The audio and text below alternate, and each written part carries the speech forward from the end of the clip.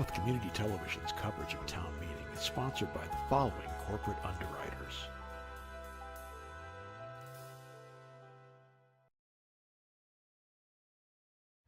Welcome to the Falmouth Chamber of Commerce. The Falmouth Chamber is dedicated to working on behalf of our members to make Falmouth a better place to live, work, and conduct business. We are committed to developing the economic, cultural, educational, and civic interests of our community and welcome the support from all organizations to achieve our combined goals. Whether you call Falmouth home, are a summer resident, or a visitor, we hope you take advantage of all that the Chamber has to offer. Hi, I'm Bob from Crane Appliance. Since 1983, as a family-owned company, our goal has been simple: to give our neighbors of the Cape and Islands a great shopping experience. Rest easy knowing our professional team will listen to your needs and help you pick out the perfect appliances. We'll take care of everything throughout the sale, delivery, and installation process. And we even have our own in-house service department. Crane Appliance, we call the Cape and Islands home. Carlson Printing for all your printing needs. 508-548-7303 or toll free at 1-800-696-7303.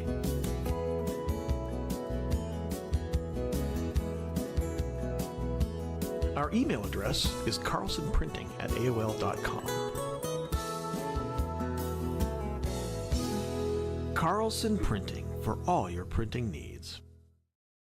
Hosting services for fctv.org are provided by Meganet Communications. Meganet offers a wide array of internet services including Mega Backup Cloud Service, server colocation, T1, fiber, Metro Ethernet, as well as telephone services such as hosted PBX and digital voice. Their #1 goal is to keep your communications network up and running and allow you to focus on growing your business. 877-634-2638 or meganet.net.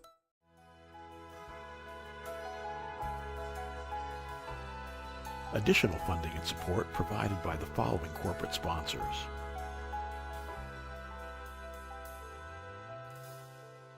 Francisco Tavares Incorporated is proud to be celebrating 70 years providing both residential and commercial landscaping.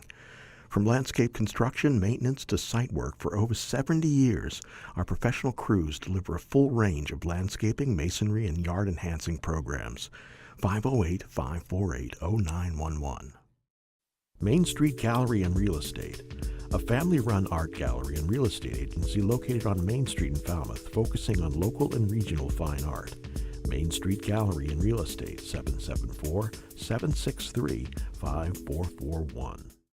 The attorneys at Oppenheim & Nickerson LLP have provided legal services in Falmouth for over 36 years. We advocate for our clients and work to provide quality representation in the areas of business and corporate law, real estate law, estate planning, and estate administration. 508-548-8255.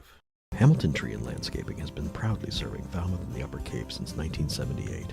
Located on Route 151, we're available for all landscaping and tree concerns.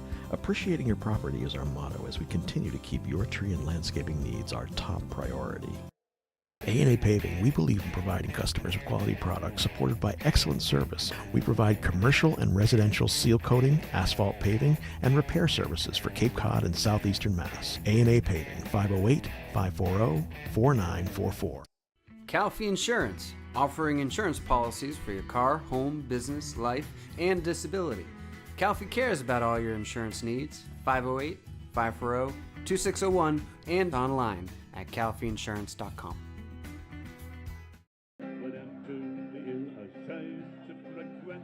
Liam McGuire's Irish Pub. With a newly renovated dining room, it's what an Irish pub should be. Main Street, downtown Falmouth. Eastman's has been Falmouth's hardware store since 1913, with a newly added retail space providing kitchen accessories and gourmet foods. Our friendly staff is available to assist you with your hardware and kitchen needs. 508-548-0407. Carpet Barn, Carpet One Home Showcase, a local family-owned business offering all your premier carpet and flooring needs. They also feature tile and vinyl floors, area rugs, window treatments, and kitchen and bathroom cabinetry, serving you at 4 convenient locations.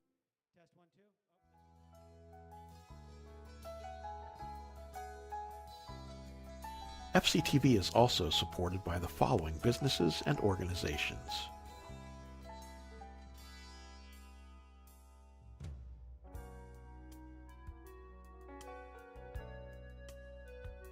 Dogs and Hogs, 781 Main Street. Ample parking in the back by our fence.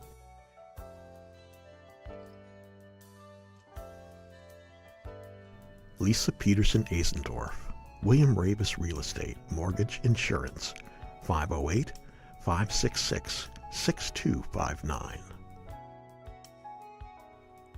Grassi Septic Solutions, 508-548-7500.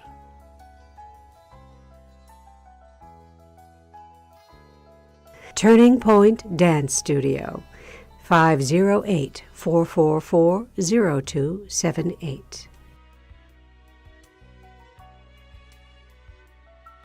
J. Miller Picture Framer, 681 Falmouth Road, 508-539-3888.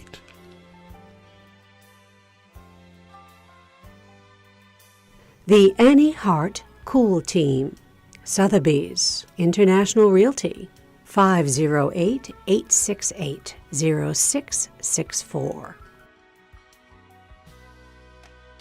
Dalpy Excavation Incorporated, 508-548-9788. info@dalpyexcavation.com.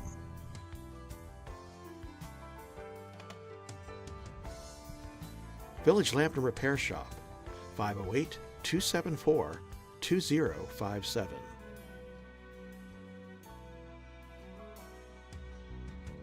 Every lighthouse needs a keeper. friendsofnobska.org.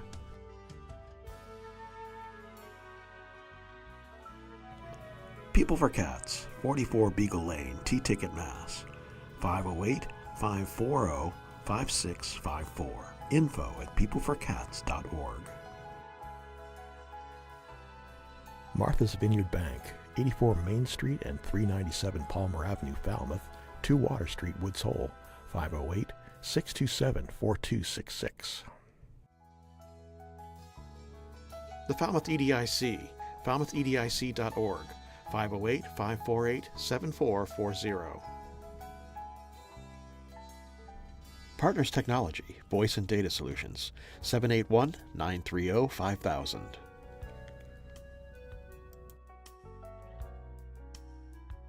Wacoit Congregational Church, 508-548-5269.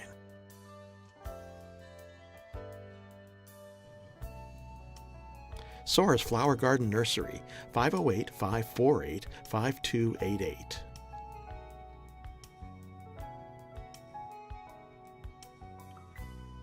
M. Duffney Builders, 508-540-3625.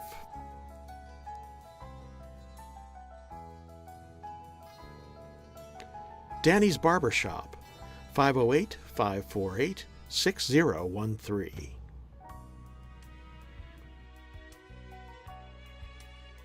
David Rogers Electric, 508-274-2057.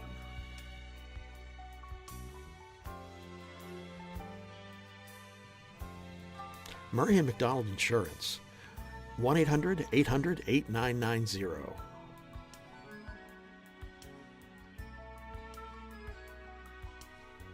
Chapman Funerals and Cremations, 508-540-4172.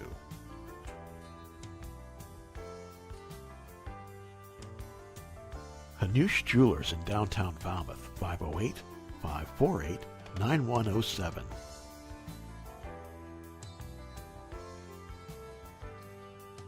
Mahoney's Garden Center, 508-548-4842.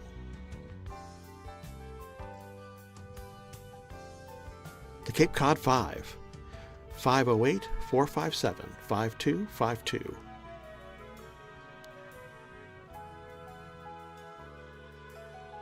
And Steve's Pizzeria and More, 508-457-9454.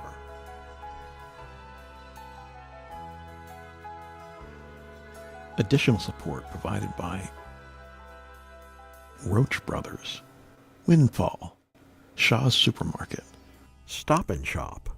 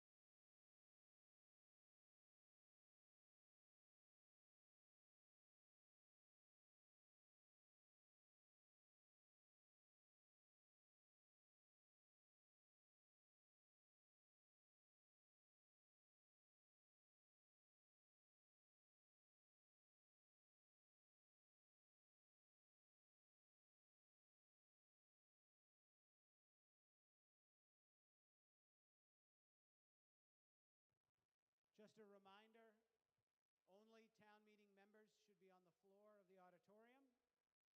Non-town meeting members should be in the balcony, and we do have a microphone in the balcony for non-town meeting members. So when you want to speak on an article, stand up in the balcony and I'll put you on our speakers list. But if all non-town meeting members could please make their way to the balcony. Out here to my left in the hallway, there is an elevator as well as the stairs that bring you up to the second floor to the balcony.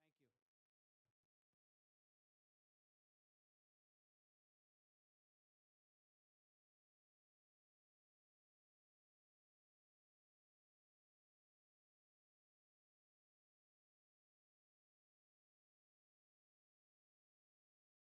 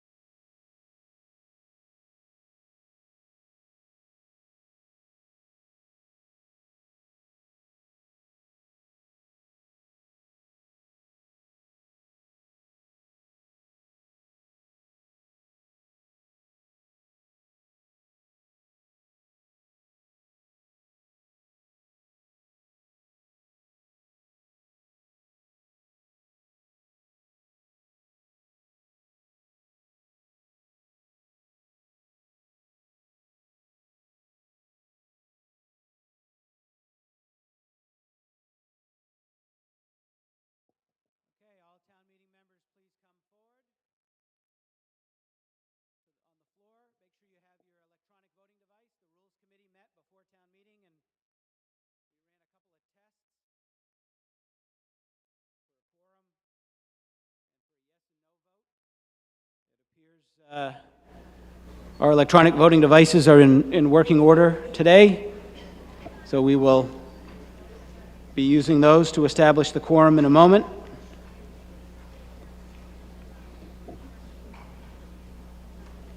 I want to remind all town meeting members to identify yourself by name and precinct each time you speak. For the record, I want to thank FCTV for gavel-to-gavel coverage of town meeting. Is there any town meeting member who does not have an electronic voting device? Okay. So at this point, I'll ask IT to queue up a quorum slide. The quorum slides are now in alphabetical order. It's not by precinct in alphabet, just in alphabetical order. And the scrolling is a little slower. We heard that from town meeting members that it was going too fast. So we went to alphabetical order so we could slow it down a bit so you could see your name up there.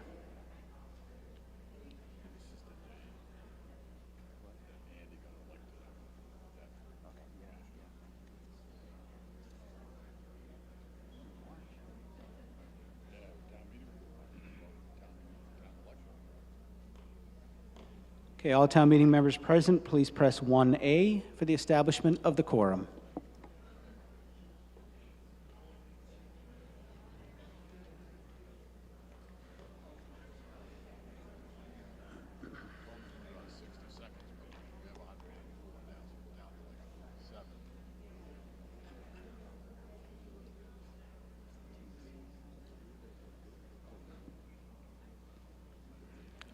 By a counted vote of 189, we have a quorum, and I call the annual town meeting into session.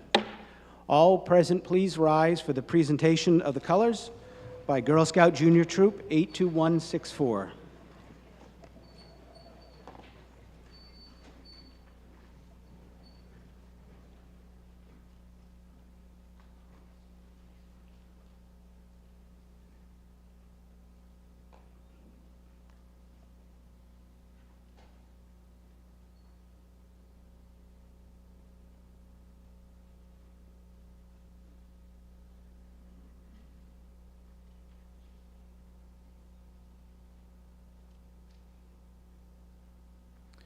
Please follow me in the Pledge of Allegiance. I pledge allegiance to the flag of the United States of America and to the republic for which it stands, one nation under God, indivisible, with liberty and justice for all. This time I'll recognize Peter McConaty for our invocation.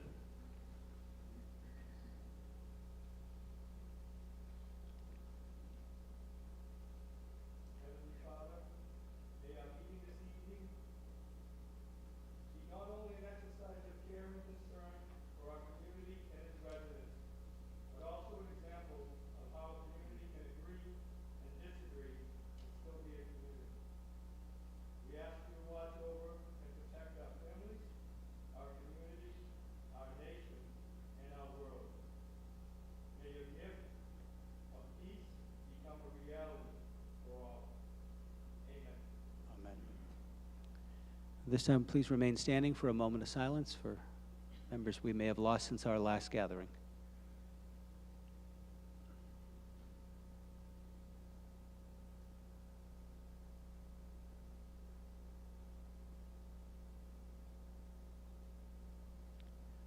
Colors, post.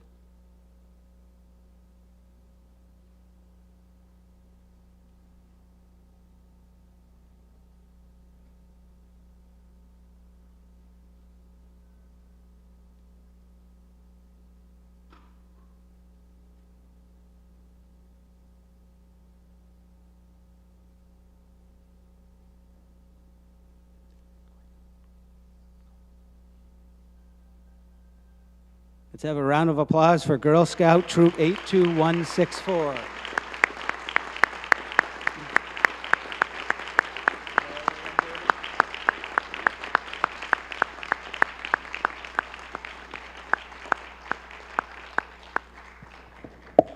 Sorry about that. When they weren't working earlier, I was switching them on and off, and I think I shut that one off.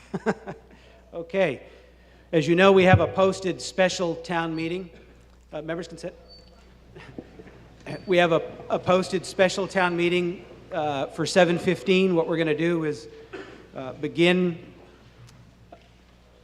with the annual. Actually going to do the blanket vote, and then I will recess subject to the call of the chair to convene the special town meeting.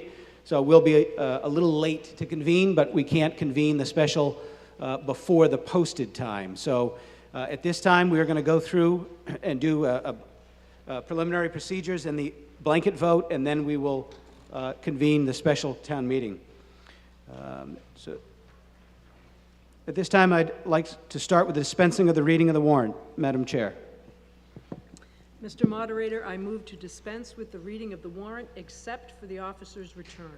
You've all heard the main motion to dispense with the reading of the warrant except for the officer's return. All those in favor signify by saying aye. Aye. All those opposed, no. The ayes have it, and I'll read the officer's return of the warrant. Okay. By virtue of this warrant, I have this day notified and summoned the inhabitants of the town of Falmouth qualified to vote on town affairs as said warrant directs, by posting an attested copy thereof in Town Hall and in every precinct in the town, signed by Constable Thomas Zine. Mr. Clerk, I ask that the warrant become an official record for this meeting. At this time, the chair would entertain a motion for non-town meeting members to sit up front with their respective boards and committees. So moved. All those in favor signify by saying aye. Aye. All those opposed, no.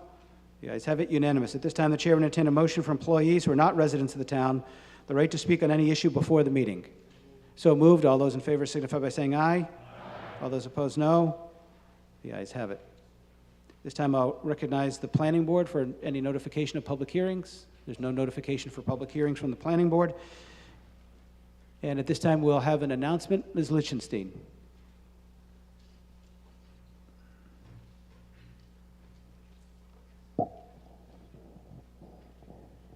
Leslie Lichtenstein, Precinct 8, also coordinator for the Falmouth Annual Town Cleanup, along with our wonderful sponsor, the Chamber.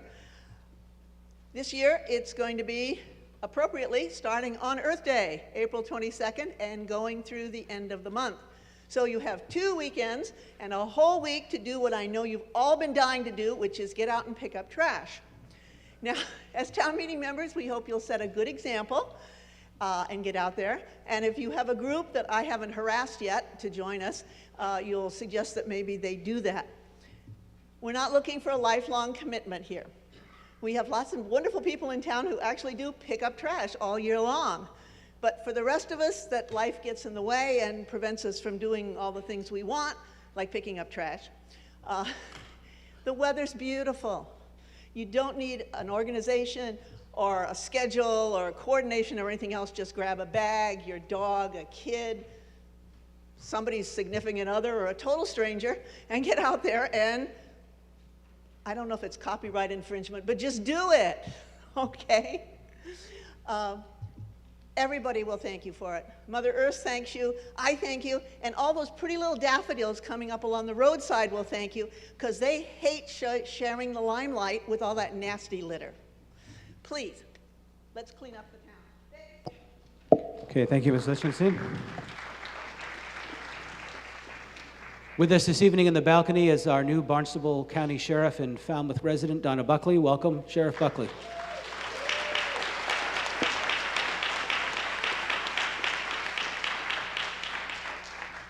Okay, we're going to go into the blanket vote. On the blanket vote, we'll go through each article, number by number, and I'll give a brief description.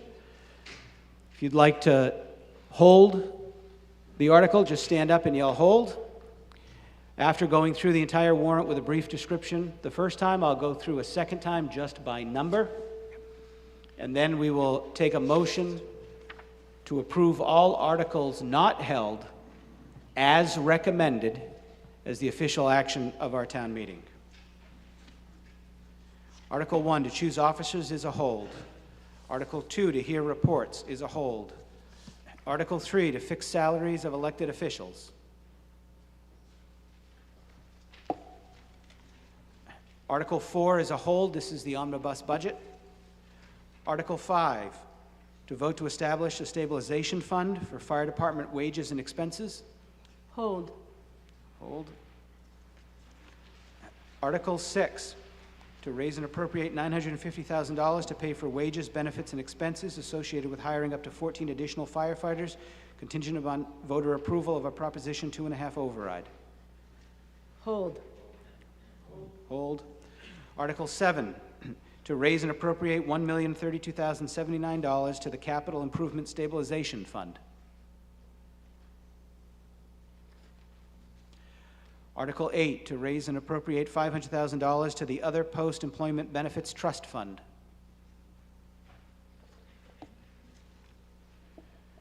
Article 9, to vote to transfer $675,000 within the fiscal 2023 budget approved by Article 10. There's a typo there. Article 10 of the April 4th, 2022 annual town meeting as follows in the chart.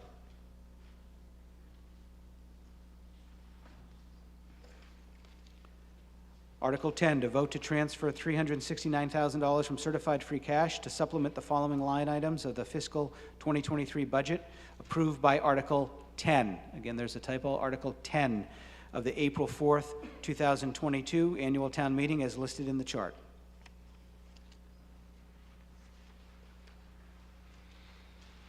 Article 11, to vote to rescind the borrowing authorization for the following articles in the following unissued amounts: New Silver Beach Sewer, Water Treatment Facility, and the Lawrence School windows.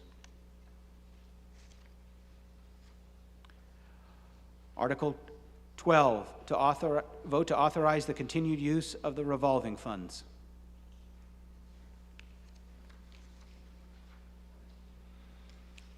Article 13, to vote to increase from $14,000 per year to $16,000 per year the maximum base amount upon which the annual cost of living adjustment for a retiree is calculated.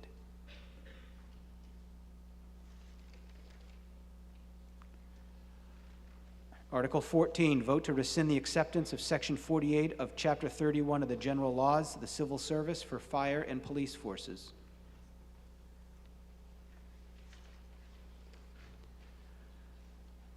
Article 15 is a hold.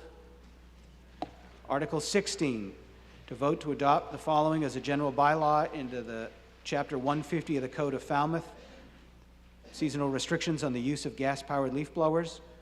The recommendation is indefinite postponement.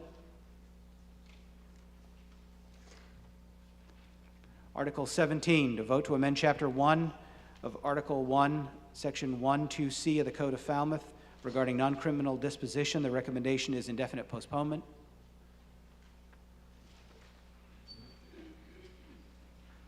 Article 18, hold. Article 19, resolution in support of changing the state flag and seal of Massachusetts. The recommendation is as printed. Hold. Article 20, to vote to transfer $308,239.49 from Article 7 of the April 2021 town meeting for the purpose of wage adjustments for union settlements and non-union employees of the town. Article 21, to transfer the sum of $358,287.83 from certified free cash for the purposes of opioid mitigation, fireworks celebration, and consultant services.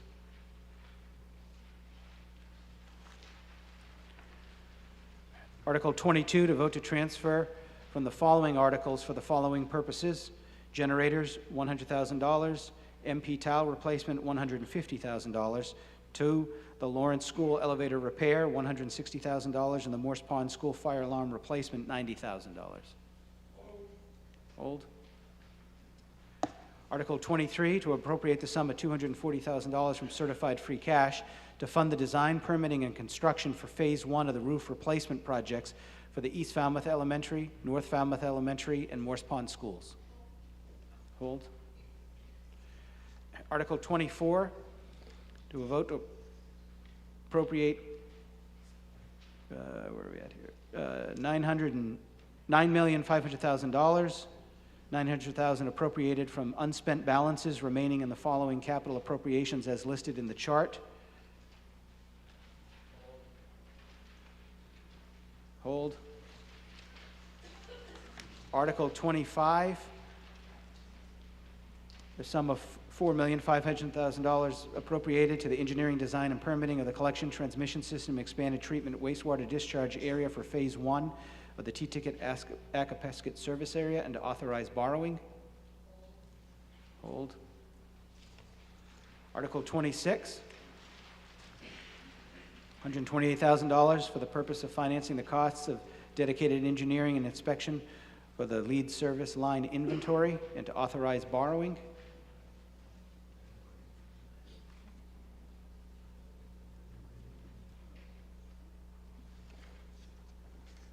Article 27, to transfer the sum of $30,000 from certified free cash for the purpose of complying with the U.S. EPA unregulated contaminant monitoring rules, sampling, and reporting requirements.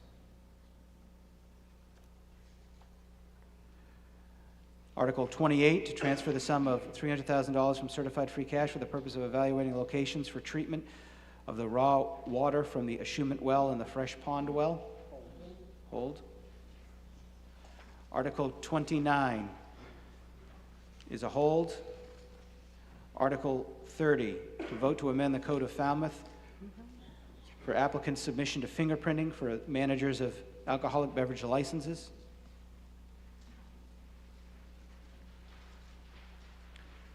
Article 31, to vote to amend the Code of Falmouth for vehicles for hire permits.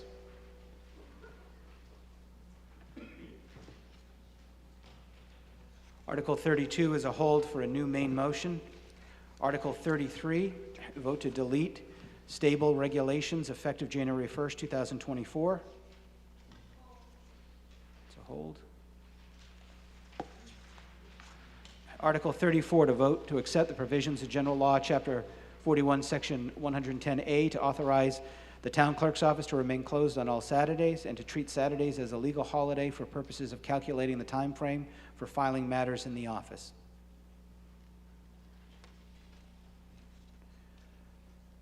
Article 35, to authorize the Select Board to grant certain easements to NSTAR Electric, doing business as Eversource Energy in connection with its proposed additional underground power supply cables to Martha's Vineyard. This is the municipal parking lot located at Depot Ave. Article 36, to vote to appropriate the sum of $200,000 from the undesignated fund balance to restore the Upper Coonamessett River. Hold. Article 37, to vote to appropriate the sum of $790,720 from fiscal 24 community preservation estimated revenues for public access improvements and restoration of open space at the Little Pond Conservation Area.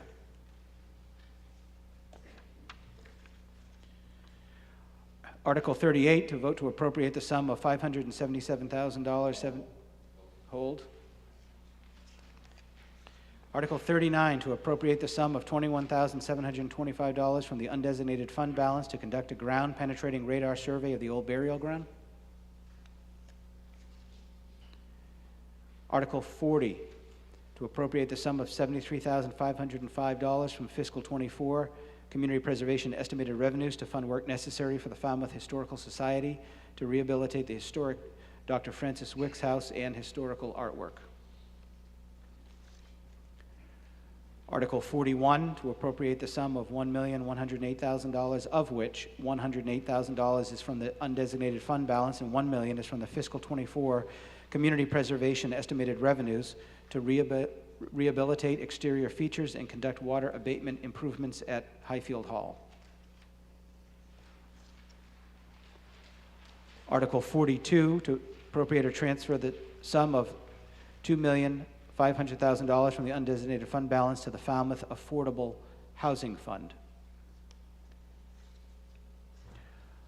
Article 43, to appropriate from fiscal 24 Community Preservation Fund estimated revenues the sum of $139,700 to fund community preservation administrative expenses.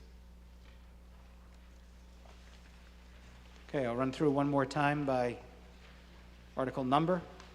Article 1 is a hold, Article 2 is a hold, Article 3. Article 4 is a hold, Article 5 is a hold, Article 6 is a hold, Article 7. Article 8. Article 9. Article 10. Article 11. Article 12. Article 13. Article 14. Article 15 is a hold. Article 16. Article 17. Article 18 is a hold. Article 19 is a hold. Article 20. Article 21. Article 22 is a hold. Article 23 is a hold. 24 is a hold. 25 is a hold. Article 26. Article 27. Article 28 is a hold. Article 29 is a hold. Article 30. Article 31.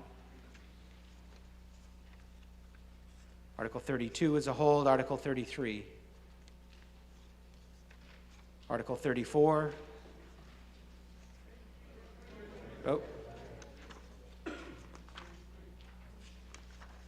Yeah, 33 hold. Yeah, I had that. I guess I didn't say it. Article 33 is a hold. Article 34. Article 35. Hold 35. Article 36 is a hold. Article 37. Article 38 is a hold. Article 39. Article 40. Article 41. Article 42. And Article 43. Mr. Chairman, for the main motion. Mr. Moderator, I move that all articles that have been passed and not held be and hereby are adopted as recommended as the official action of this meeting, and that the necessary monies for the same shall be raised and appropriate or as otherwise specified. Okay, you've all heard the main motion on the blanket. All those in favor signify by saying aye. Aye. All those opposed, no. The ayes have it. Unanimous. Mr. Chairman, for notification. Mr. Moderator, I hereby serve notice of reconsideration of all articles passed under the blanket vote. Okay, notice of reconsideration has been served.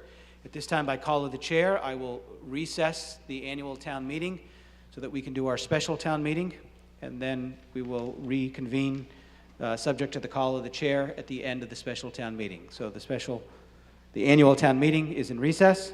If we could queue up a quorum slide to establish a quorum for the special town meeting. All town meeting members present, please press 1A for the establishment of a quorum for our special town meeting. 1.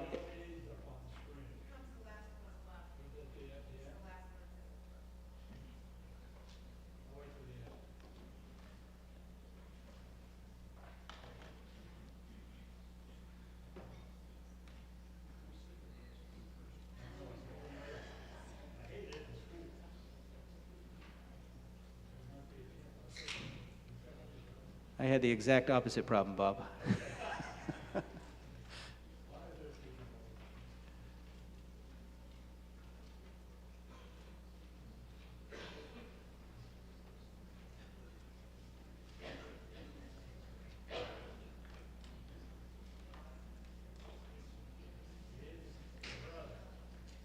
That'll be our next slide. Come on, come on, come on. Yep, there they are.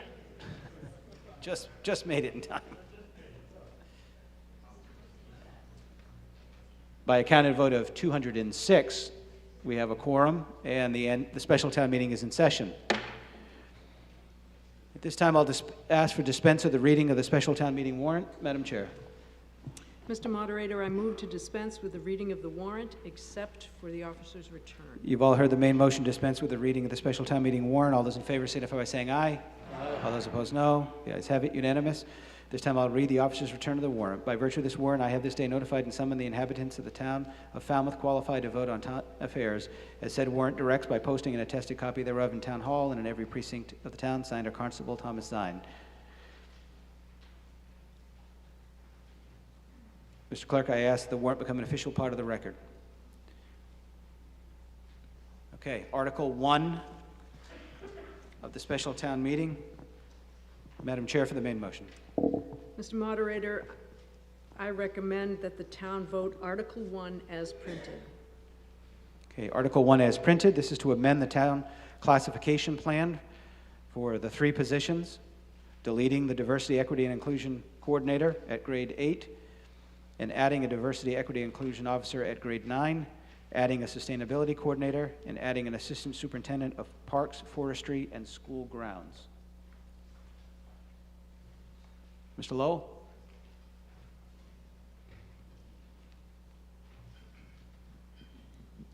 Nick Lowell, Precinct 5. Mr. Moderator, I move division of the question and split them up into the 3 logical parts of each position taken separately. Thank you. Okay, Mr. Lowell is asking for a procedural vote, which is a majority, to divide the question such that when we take final action on Article 1, we would vote to delete and add the Diversity, Equity, and Inclusion Coordinator and Officer as one vote. So you'd vote yes or no.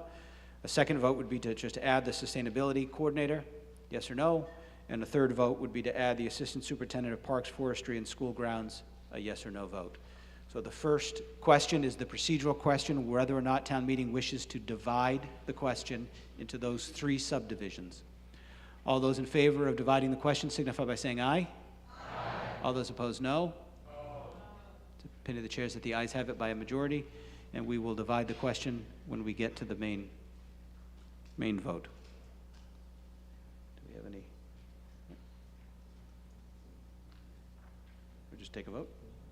Okay, any discussion from town meeting members? Yep, Ms. Lichtenstein?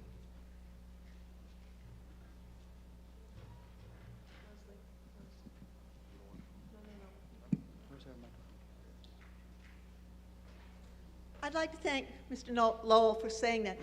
It's my understanding that town meeting has asked the selectmen on numerous occasions when we are adding a number of positions that add a lot of money to our budget, that they come individually. And I wondered why we're back to lumping them up and having to ask to have them separated. Because we already asked that you separate them. Thank you. Okay, further discussion? Ms. Murphy? Thank you, Mr. Moderator. Carol Murphy, Precinct 9. The Sustainability Coordinator, I would like to know specifically what the job duties of this person are. I didn't get to read the job description, and I would like to know exactly what we're getting for $140,000.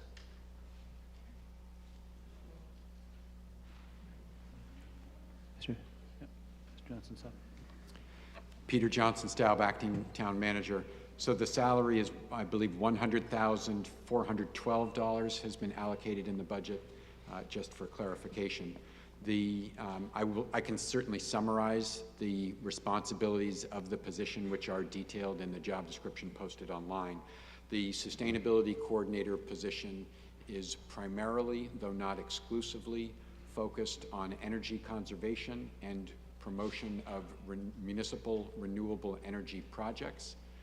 So that's directly tied to both reducing the carbon footprint of the town and saving the town money through energy conservation and renewable energy projects, primarily solar. There is an allowance in the job description for the position to also work on such issues as solid waste and recycling, water conservation, and coastal resilience. Thank you, but I'm still confused. What exactly does this person do when they check into work each day?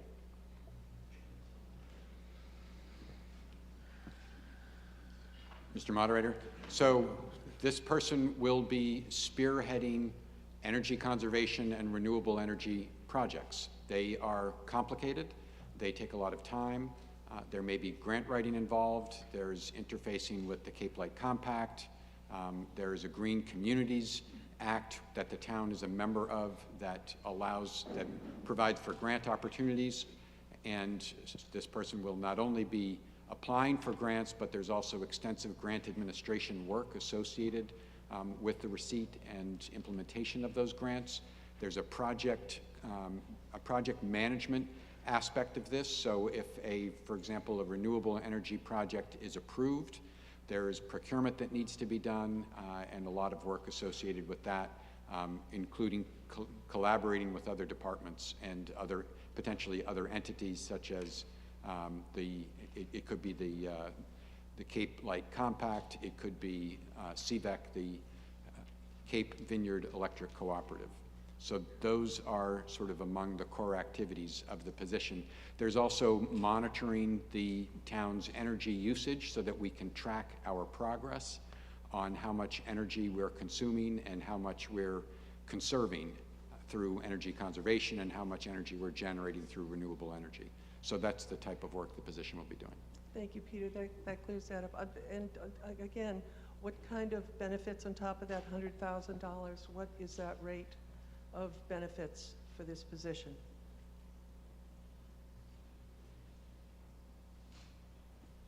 So I don't have an exact dollar amount for it, but when you look at the cost of pension and health insurance, it gets to be close to, upwards of 40% benefit loading factor on top of that salary.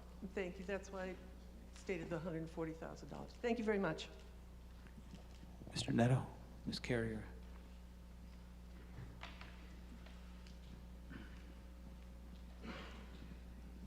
Joe Neto, Precinct 9. Since we've already started, my question is on procedure. I'd be under the impression, as we voted to discuss these individually.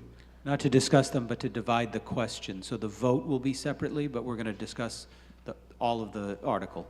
Oh, okay, because I thought, again, that we'd discuss, vote, discuss, vote, discuss, vote. So we're going to discuss them randomly, but vote on them, Yeah, I guess. you're going to discuss Article 1, and then the question has been divided, so the vote will be taken individually. Okay, thank you. Thank you. Rosemary Carey, Precinct 5. Thank you, Mr. Johnson-Staub, for describing the responsibilities of the position Sustainability Coordinator. I would just remind the town meeting members that that a group of petitioners brought this to town meeting a year ago, and we envisioned a very high-level director position at the appropriate salary. The responsibilities that Mr. Johnson-Staub described are spot on. These are issues that our town, as complex as it is, needs to address immediately. The former petitioners would have preferred it's a sustainability director to assist in recruitment, to get someone super qualified. And would even suggest sustainability manager, if that can be done on the floor here. I would make an amendment, and classified at the appropriate level as a manager.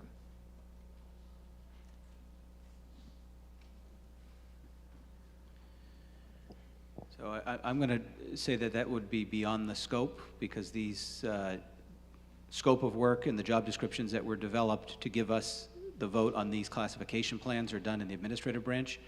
And so without having a new scope of work that would get it to that level in the classification plan, I would say it's beyond the scope at this town meeting. However, if a position description were created that brought it to that level, at a future town meeting, we could reclassify the position to the next stage.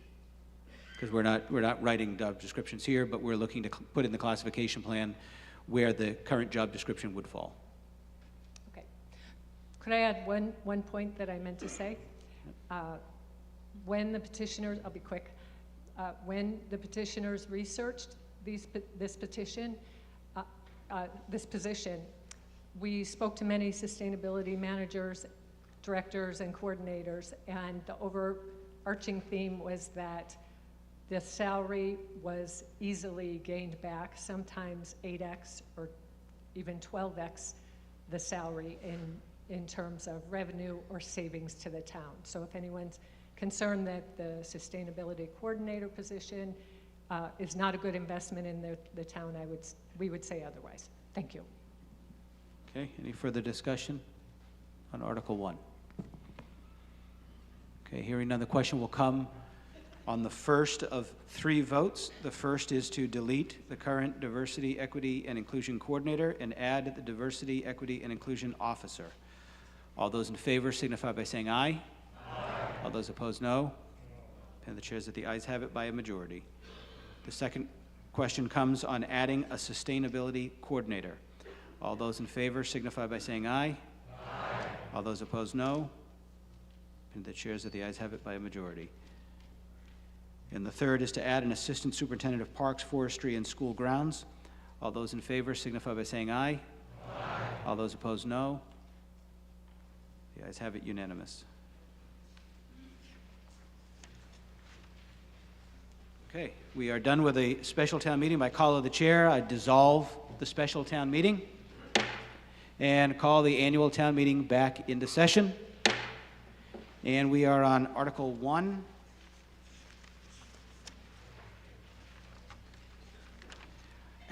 Article 1 is to choose all necessary officers. This would be the appointment of our members of the Finance Committee. Mr. Chairman. Mr. Moderator, I move Article 1 as recommended. Okay. So I have a nomination slate for reappointment of 5 members to 3-year terms. The 5 members are Kathleen Barrio, Judy Magnani, Deb McGuire, Jason Cullinane, and Peter Hargraves. And we have 1 resignation from the committee for an unexpired term, and the nominee is Lee Bordick of East Falmouth. Are there any further nominations for the Finance Committee? Hearing none, the chair will entertain a motion to close nominations. So moved. All those in favor signify by saying aye. Aye. All those opposed, no. The ayes have it unanimous. At this time, the chair will entertain a motion to accept the nominations as presented. All those in favor signify by saying aye. Aye. All those opposed, no. The ayes have it unanimous. Article 2, Mr. Chairman. Mr. Moderator, I move Article 2 as recommended. Article 2 as recommended. This is to hear reports from committees and town officers. First up, I have the Community Preservation Committee. Good evening. Thank you very much. I'm Maureen Thomas, Precinct 2, also Community Preservation Coordinator. I'm here to present the Community Preservation Committee's update since their last update to town meeting, which was in April 2019. Next slide, please. So the Community Preservation Committee is a 9-member board with 4 at-large members appointed by the Select Board and then 5 members from sending boards. Currently, Russ Robbins is the chair, Sandy Cuny is the vice chair, Michael Stone is the financial officer, Thomas Crane is the 4th at-large member, Steve Patton is the clerk and the Housing Authority rep, John Drewley is the planning board rep, Bob Brown is the Recreation Committee rep, Betsy Gladfelder is the Conservation Commission rep, and Tamsin George is the Historical Commission rep. Next slide. This is a brief history of the CPA in Falmouth, which became effective in fiscal year 2006. Since that time, we have generated an incredible $63 million for community housing, open space, recreation, and historic preservation. That's both from local revenues at the 3% property tax surcharge and the state match. Next slide. This is a map showing the distribution of CPA projects throughout town and among the 4 categories. This map is from the cpfundfalmouth.org website, which is a great resource if you're interested in learning more about all of the 159 CPA projects in town. Next slide. This is a chart that shows the use of funds from fiscal year 2006 to 2022, with the majority of the funds going toward the land bank debt at 47%, then community housing at 19%, recreation and historic preservation are both at about 11%, open space at 6.8%, and the administration of the fund at 3.4%. Next slide. And this is another way of looking at that chart with the dollar amounts. It's important to note that the land bank monies have been set aside to service the debt, which will be retired in 2035. After the fiscal year 24 payment, there'll be a balance of approximately $1.5 million. Next slide. Since 2019, we've spent about $5 million on community housing, with appropriations to the Falmouth Affordable Housing Fund to support the Gifford Workforce Housing Phase 2, Lewis Neck Road, Esker Place, Main and Scranton, Emerald House, and Pheasant Lane.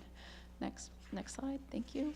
3.8 million since 2019 to recreation for Nye Park, Upper Childs River, Shining Sea Bikeway Extension, Gulf Fuller Field, Shivricks Pond, John L. Neal Falmouth Youth Baseball Fields, the Bell Tower Tennis Courts, and the Refill Reuse Water Station. Next slide. 2.32 million since 2019 for open space for the Little Pond Conservation Area, Florence Sylvia Woodland Conservation Restriction, and the Land Bank Debt Service. Next slide. For historic preservation, we've spent $1.2 million on the Bayview Cemetery, Inventory of Historic Resources, Edward Marks Building, Falmouth Station, Woods Hole Public Library, and the Old Burying Grounds. Next slide. This is the CPA funding recommendations for this town meeting with the project costs as follows. Upper Coonamessett River Restoration, Open Space and Recreation Project requesting $200,000. Little Pond Conservation Area Phase 2 Open Space and Recreation Project requesting $790,720. The Edward Marks Building Exterior Rehabilitation Phase 2 Historic Project requesting $577,076. The Old Burying Ground Ground Penetrating Radar Historic Project requesting $21,725. The Dr. Francis Wicks House Phase 2 Historic Project requesting $73,505. The Highfield Hall Exterior Rehabilitation Historic Project requesting $1.108 million. The Falmouth Affordable Housing Fund request $2.5 million. The CPC administrative budget $139,700 for a total ask of $5,410,726. The total cash and in-kind non-CPA match is approximately $3.4 million for a total cost of these projects at $8,786,704. If all of the above is approved by this body, the funds remaining in the CP fund will be approximately $4.4 million. Next slide. And the CPC's annual needs assessment public hearing is scheduled for May 11th, 2023 at 6:30 p.m. in the Herman Meeting Room of the Falmouth Public Library. The CPC is undertaking some other outreach efforts as well, including a survey of the community preservation needs, possibilities, and resources of the town, as well as other efforts through the Falmouth Enterprise and FCTV. So keep your eyes peeled for those. Next slide. And with that, I'd like to thank all past and present CPC members, as well as the citizens of Falmouth, for making all of the wonderful CP Fund projects possible. They really do help to improve the quality of life here in Falmouth. Thank you.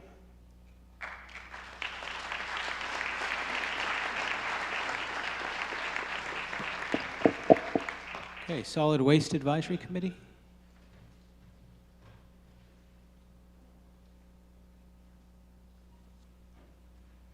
Thank you, and thanks for the opportunity to be here. My name is Alan Robinson, and I'm chair of the Solid Waste Advisory Committee. We are very pleased to report that the rules and regulations for mandatory recycling were adopted in December by the Board of Health, and they go into effect April 14th, this Friday. And we thank you all for your support over the last number of years to get us to this point. We're also very pleased to inform you that beginning tomorrow, the waste management facility at Thomas Laners Road will accept recyclables from businesses, from Falmouth businesses and residents. We wish to express our appreciation to the Department of Public Works for restoring this service to the community.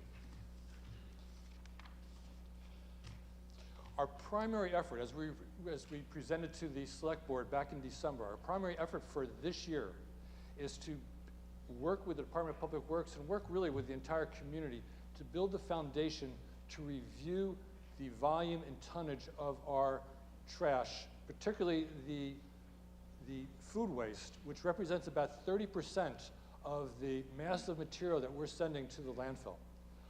It's going to take a long, planned out effort, but that is our focus for this year, our primary focus for this year. On March 30th, the Solid Waste Advisory Committee hosted a panel discussion on Article 18, the petitioner's article for a bylaw to ban single-use plastic in takeout ware from food establishments. Our panel included the petitioner, Phil Gesson, who's here tonight, Chamber Executive Michael Kasparian, the owner of Seafood Sam's, Mike Lewis, and the Falmouth Health agent, Scott McGann. It was broadcast live on FCTV. It was an excellent discussion. Based on what the committee learned from that discussion and our own research, we support the petitioner's goals to reduce plastics in the environment. However, we find the article to be inadequate with respect to some key elements of a good bylaw. Adequate definitions, specific requirements, and a waiver process. As a result, we voted that we cannot support the article as written. Two other items. One is, as we've talked about, I know we talked about 6 months ago, we are actively working with the Department of Public Works to make the solid waste, the recycling and solid waste coordinator position, which is right now a 19-hour position, into a full-time position. We failed to do that, to get that included in the budget that you'll be approving tonight, but we are working, and hopefully working together with you such that for the fiscal year 2025 budget, that position goes from a part-time to a full-time position. And the last item is we, the Solid Waste Advisory Committee, are working quite hard, but we're shorthanded. We're down to 6, and we'll soon be down to 5 members for our 7-member committee. And so we ask members of the community here, watching FCTV, and really everybody, anybody who's interested in getting involved in the community, to actively work to really make tangible changes that can be made fairly quickly, and are interested in solid waste, we'll hope that you will submit your application to become a member of our committee. So thank you very much for this opportunity, and have a good meeting. Thank you.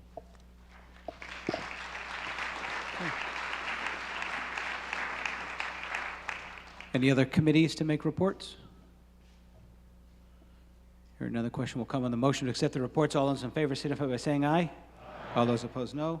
The ayes have it, unanimous. Article 4. Article 4 is the budget. Mr. Chair, for the main motion. Mr. Moderator, I move Article 4 as recommended with one change. Line 187, page 33. This is the yellow section? Yellow section, yes. And this is the Upper Cape Vocational School, if everybody's there. So the number will change to $3,498,176. That's a change, a reduction of $50,123. When we voted that in the Finance Committee, it was an estimate. Now we have the actual.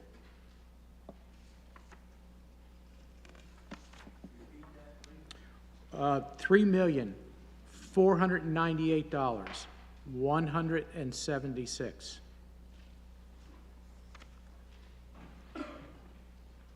So the main motion is as printed with that adjustment, and then the mathematical adjustments on the total line item and the final line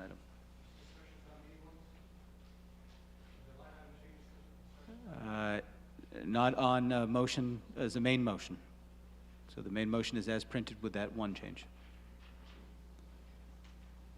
Mr. Johnson-Staub. Thank you, Mr. Moderator.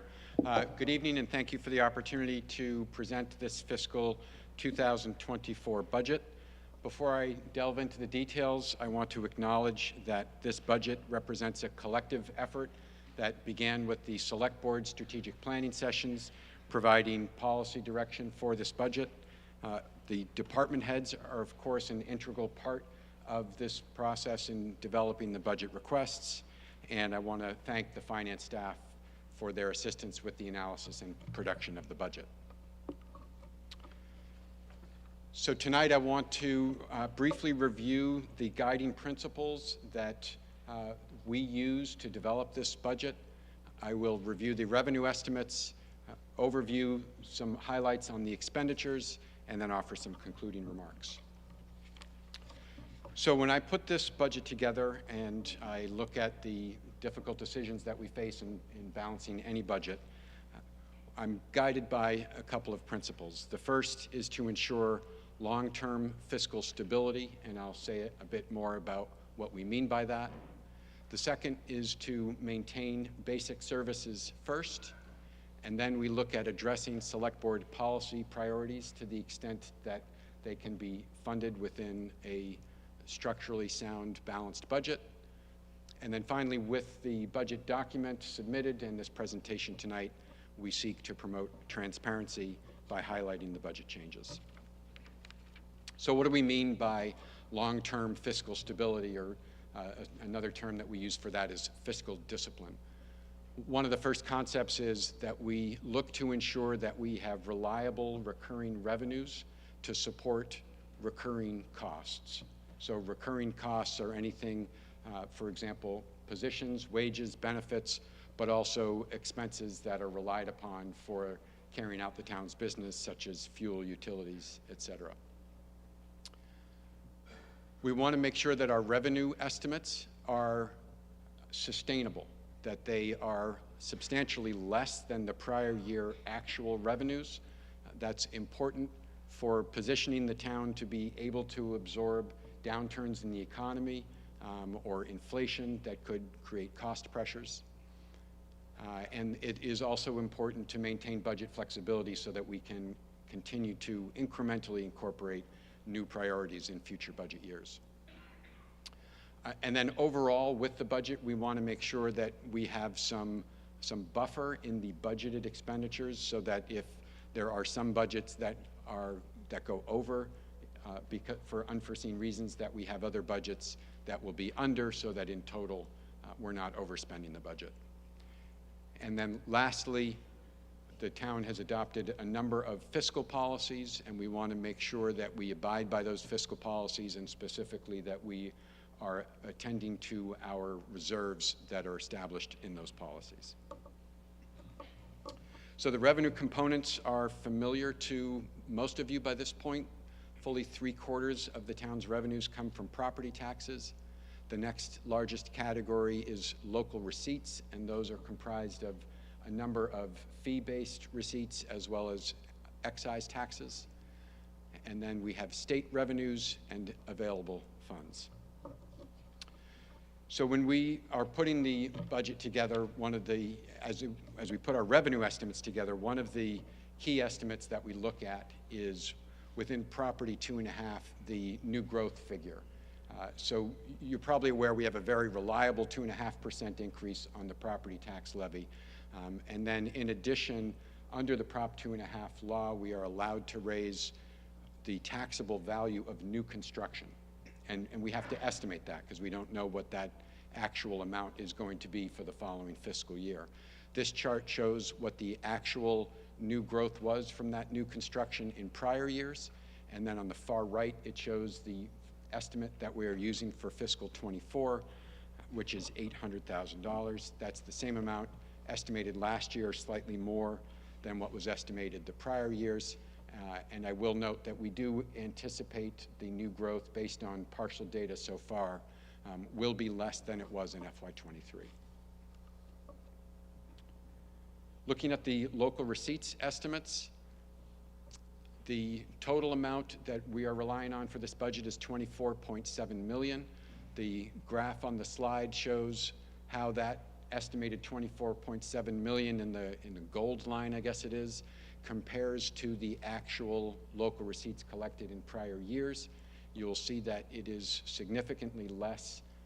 Our revenue estimate for next year is less than what we actually collected in recent years, and that is consistent with past practice.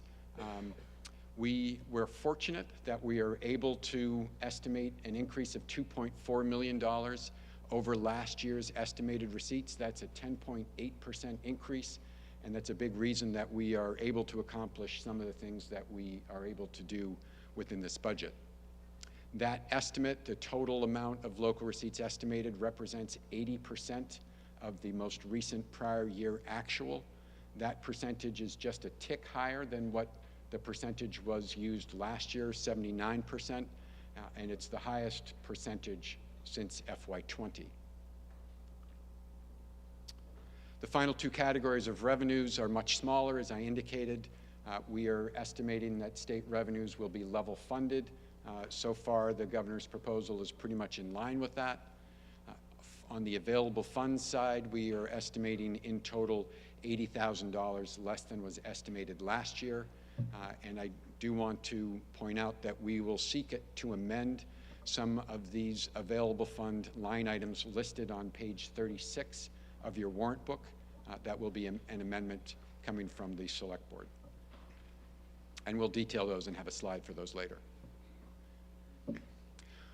Moving over to the expenditure side, one of the biggest categories of expenditures, of course, is wages.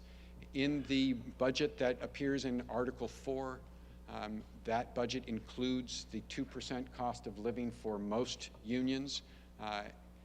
In addition to the 2% cost of living adjustment, we have been able to incorporate additional increases based on market adjustments for all of the unions. So that's an important part of, again, what is included already in this budget. Not included in the dollar amounts within Article 4 itself are increases for the library union, the AFSCME Unit A union, and non-union employees. Those increases are covered by Article 20 and another article approved in 2021. So in total, what we're proposing here does include increases, including in some cases market adjustments for those groups of employees. And then lastly, I want to note that we have increased seasonal wage rates by 15%. We've had a lot of difficulty, as most Cape employers have, with seasonal hires, and we needed to make a big move there in order to fill a larger number of our seasonal seasonal positions. This slide lists some of the larger, more difficult to control expenditure categories. I won't review all of them, but highlight that we were fortunate to lock in electricity and natural gas long-term contracts, and we had some buffer in those budgets, so we did not need to increase those budgets. The health insurance budget is not increased. Again, we had a big buffer to work with there from prior years. I do want to note that there is a large increase for information technology, $325,000, which is 32%, and we feel that is absolutely necessary to protect the town for cybersecurity purposes, to maintain computer network continuity, and to pay for increased license fees for the growing number of specialized software applications that the town is increasingly dependent upon. The school department, of course, is our largest town department. The superintendent has identified increased costs due to an increase in the number of high needs students. And we were fortunate to receive this year, fiscal 23, a large increase in net state aid of almost $1.5 million. The budget for next year, FY24, builds on that base, adds 2.3%, and adds an additional $500,000 allocated from short-term rental excise tax. So that total school budget is up $1,751,000 or 3.2%.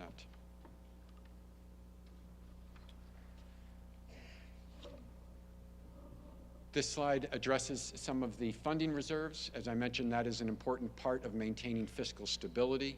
Our current capital stabilization fund is at about 3% of the total budget. Our policy goal there is to maintain a balance between 2% and 5% of the total budget. So we are proposing a $1 million application. Actually, you have already voted to approve that additional $1 million for the capital stabilization fund.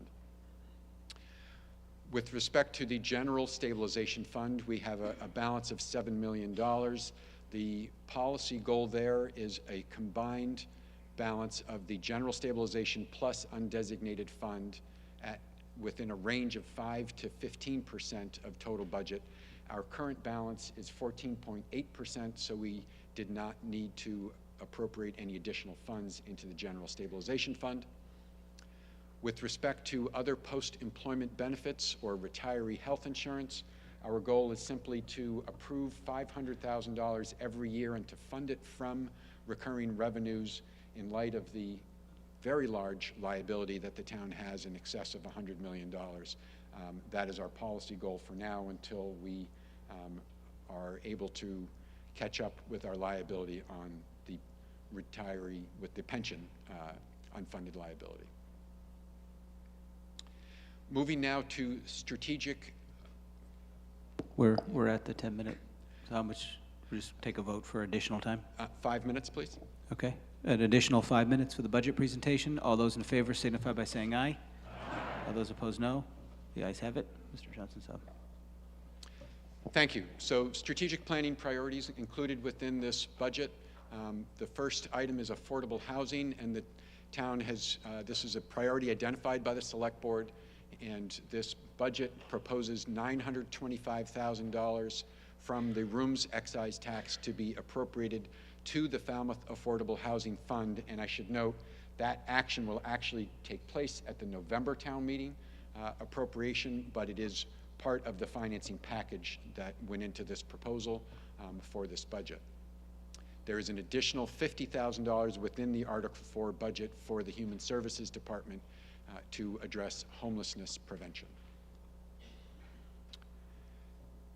Town meeting has voted to add these two positions to the classification plan.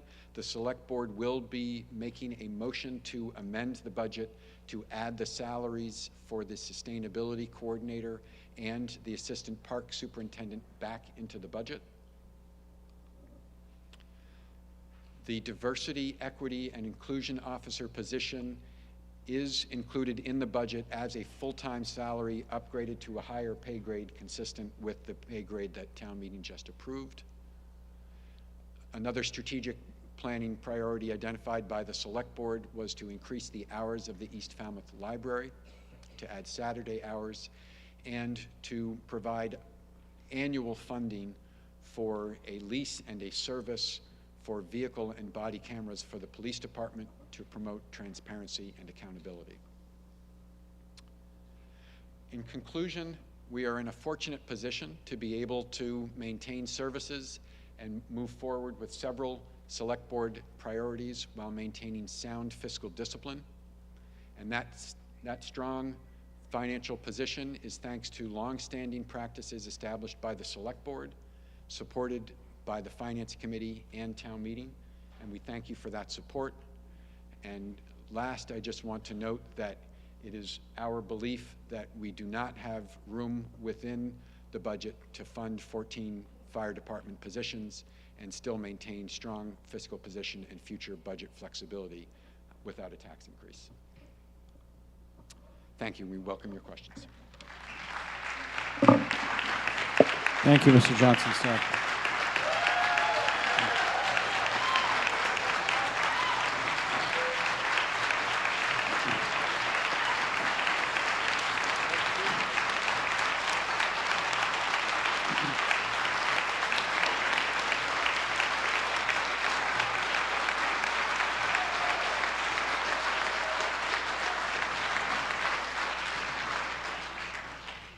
Okay, as is our practice with an omnibus budget, we allow more than 2 amendments because of the line item nature. What we'll do is we'll go through the budget section by section. You don't have to yell hold. If you want to ask a question or make an amendment within a section, just stand up when we get to that section.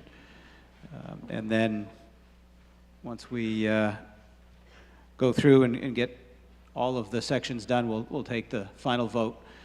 I know the 2 positions that were mentioned, the Select Board will make the appropriate amendments when we get to those sections of the budget for the positions you voted in the special town meeting. So the first section here is town meeting. Town moderator. Selectman, town manager. Hold. Mr. Lowell. Oh, okay, yeah. We'll do the amendment. Ms. Taylor. Madam Chair.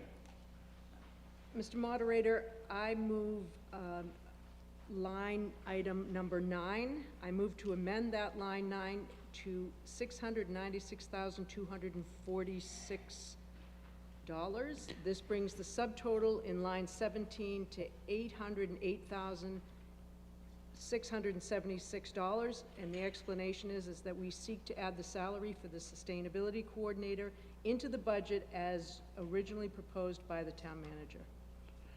Okay, so you'll notice that those numbers are actually what the executive recommendation was. Mr. Moderator, we do have a slide for this. If we could have that slide pulled up, please. Sure. So line 9 and line 17, this amendment is to adjust them to the executive recommendation, which is the third column.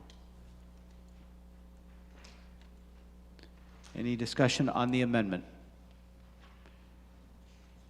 Hearing none, the question will come on the amendment. All those in favor signify by saying aye. Aye. All those opposed, no. The ayes have it, unanimous. Anything else under Selectman Town Manager? Mr. Lowell.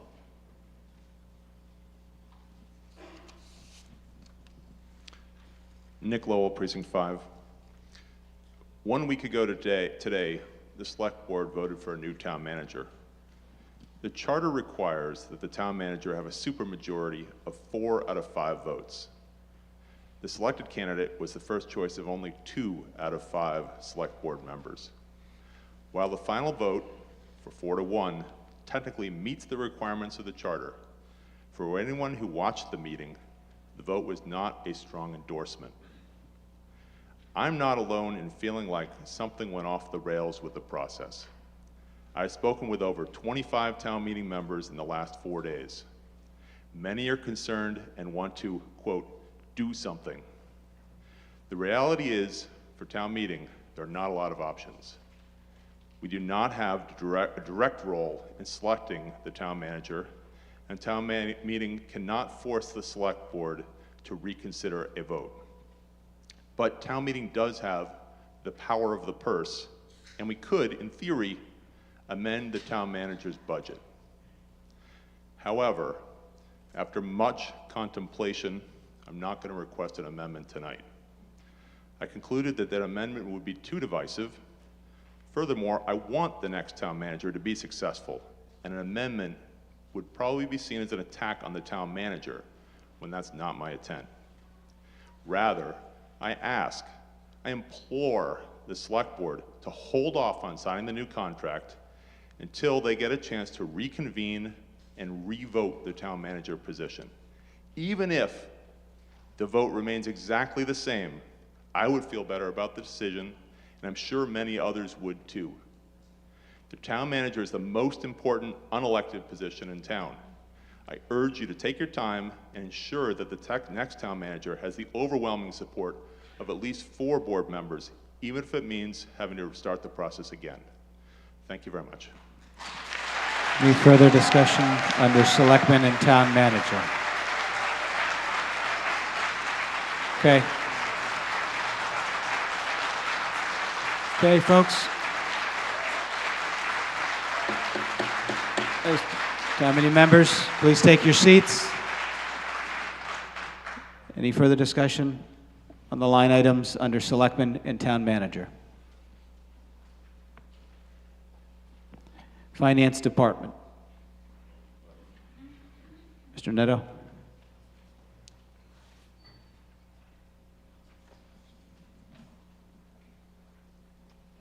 Joe Neto, Precinct 9. A question to the FinCom Chairman, Mr. Schwegel.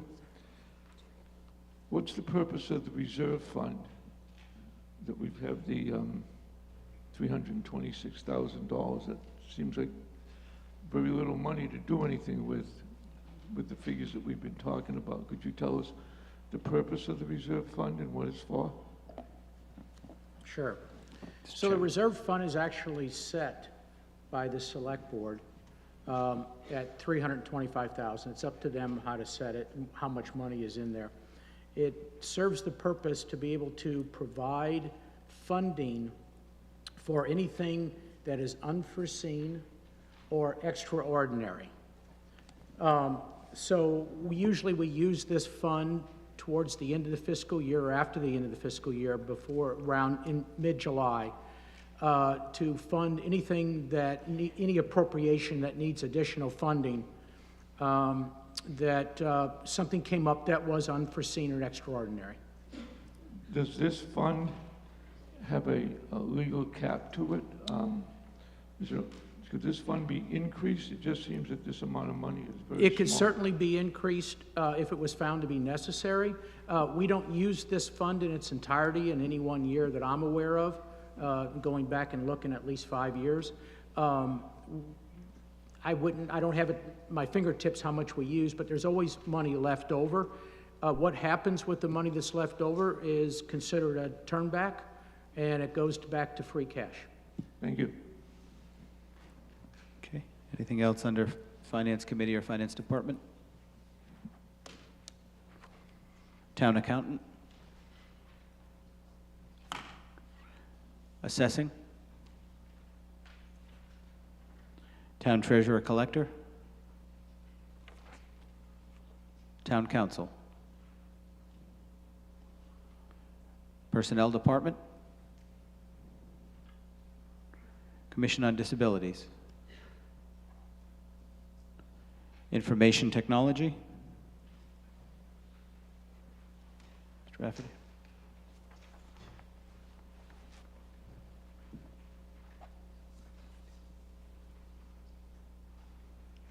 Steve Rafferty, Precinct 2. I appreciate that the IT department needs some money to catch up with things the way it was written up. My only question is, do we expect this level of funding going forward? Or is this a one-time catch-up level of funding? Mr. Moderator? Yep, Mr. Johnson-Sub. We anticipate that this is a level that the department is going to need to remain at. This is not a one-time catch-up. Okay, GIS? Town Clerk? Elections? Under Community Development, the Conservation Department? Planning Department? Zoning Appeals? Building Department? Health Department? Under Public Safety? Police Department? Fire Department? Mr.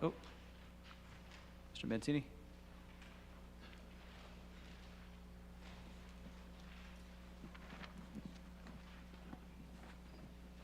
Mark Mancini, Precinct 8. Going back to the police department, I was wondering what cruisers we're intending on purchasing if we're sticking with the hybrid Ford Explorers. Mr. Johnson-Sub.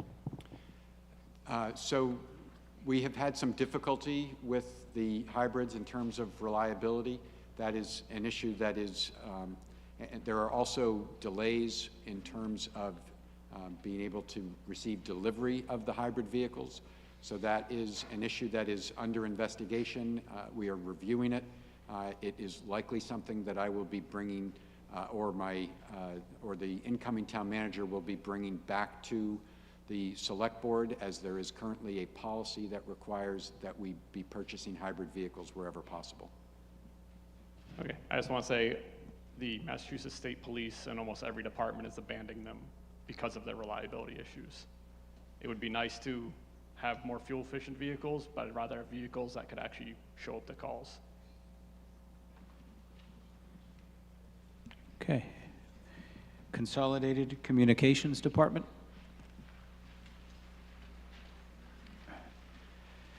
Marine and Environmental Services? Under the Department of Public Works, Facilities Maintenance?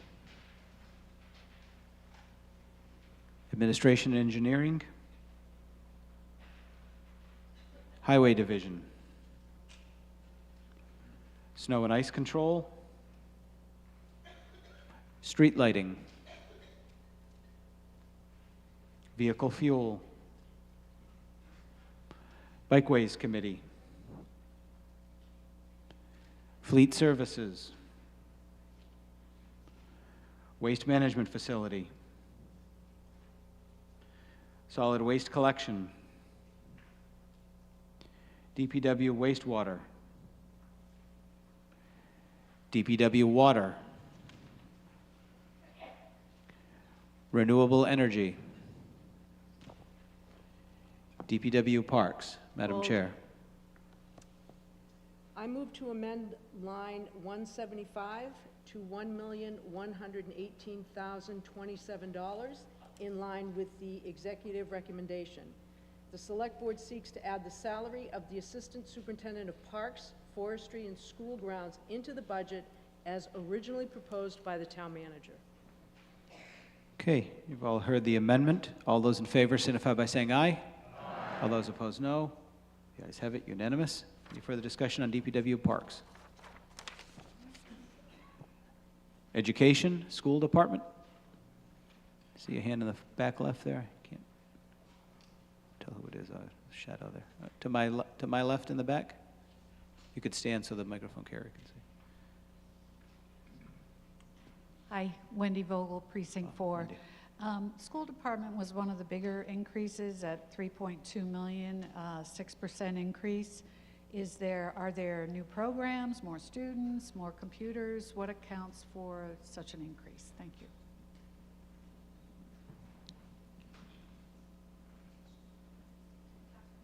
We have our superintendent, Doer, up in the balcony there. You just need to, on that one, you would just need to turn the mic switch on. Yes. So the increase was a 3.2% increase as presented with Peter Johnson Staub during his budget.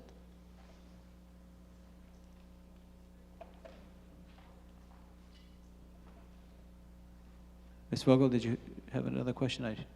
I'm going to need you to have a mic because I can't hear that far. I can just barely see that far. It looks like $3.2 million increase comes out, I think, to around 6%. But at any rate, what is the increase going towards? So the increase first was in the November, the additional state funding came out to nearly 1.5 million. So that was within the budget. So for the budget next year, that's already included. So then there was a 2.3% on top of this year's budget, and then an additional 500,000 that came to the 3.2. So those are the numbers that we're working off of. I just want to know what it was being used for. Is it new programs, more students, more so computers? So the additional funds that we received from the state, we increased our counselors, our ELD teachers, our English language development teachers, our reading teachers, special education teachers, and teaching assistants. And this is all based on our student needs. Thank you. Okay. Further discussion on the school department?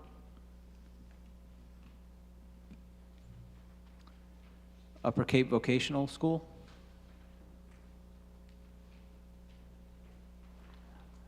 Under community, yeah.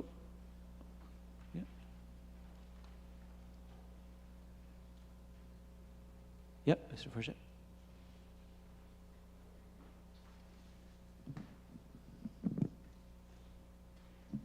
And now it's on. Mr. Moderator and members of the town of Falmouth, the gentleman previous made mention to reducing that line item. That is correct. When the articles were printed, the school committee had not voted the budget yet or the assessment, so the number that he voted is accurate. It is $50,124 less than what is listed in the articles. And Upper Cape Tech thanks you. Any further discussion on Upper Cape Tech? Okay, we'll go on to community services, senior services.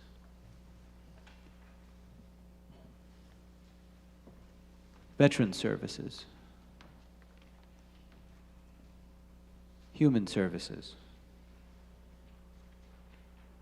Falmouth Public Library. Recreation Department. Beach Department.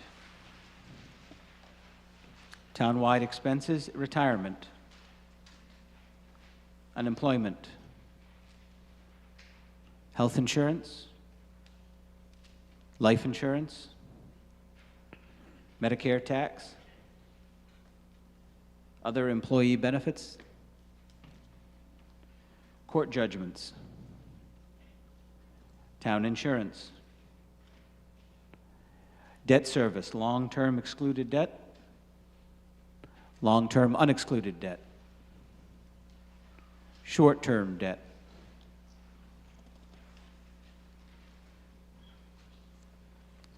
And then on page 36, we have our revenue sources. Madam Chair. Mr. Moderator, I move to amend the following budget transfer lines found on page 36. Line D, transfer from Title V program for debt service, $15,000. Line E, transfer from energy receipts reserved for appropriation account for debt service, $300,125. Line F, transfer from road betterment account for debt services, $109,456.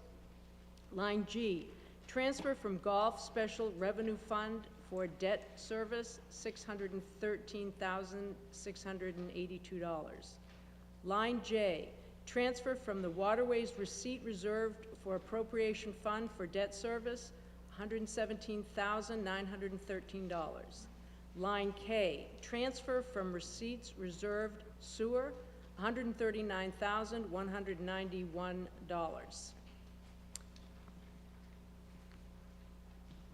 Okay, could we go back one slide for a moment? I didn't get the number on F. 109,456. Okay. So the changes there are the ones that are in bold for lines D, E, F, G, J, and K. Yeah, Mr. Chairman. I want to point out with all those changes, the dollar amount does not change from what's in your book. So there's a reshuffling to make it more accurate, that is the actual debt service that is owed. So the total of that entire page of all those changes is $2,284,594. So that means that your budget is still in balance. Okay. Question will come on the motion to amend the revenue sources. All those in favor signify by saying aye. Aye. All those opposed, no. The ayes have it, unanimous. Any further discussion on the budget? Yep. Ms. Aguirre.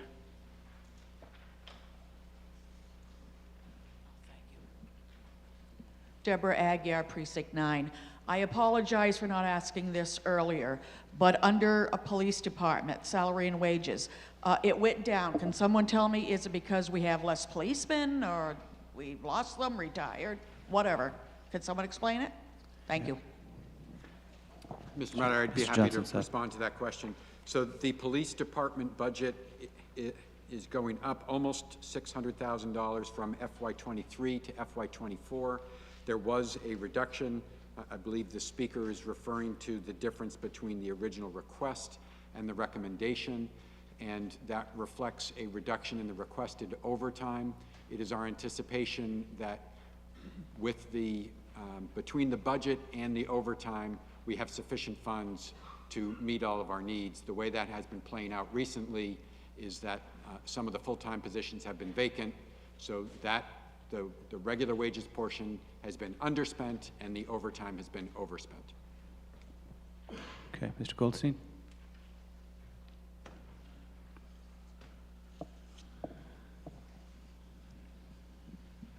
I need some clarification on the numbers. The total operating budget on page 36 is the recommended by FinCom, and we have added in things to recommended by the executive because we put those. So what number are we looking at, and which one do we vote on, or did we vote on? So it's going to be the raise and appropriate. Yeah, go ahead.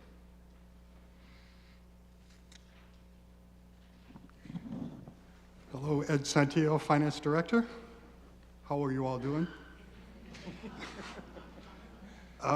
With the 3 changes, which include the Sustainability Coordinator, Park Supervisor, and the decrease in Upper Cape, the total amount would be $153,765,348.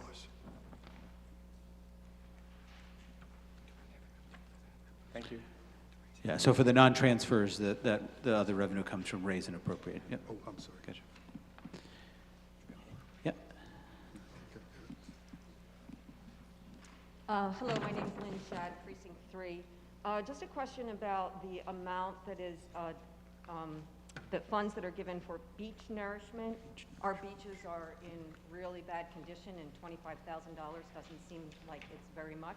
So I was wondering how that was arrived at, and whether there's any plans for potentially increasing.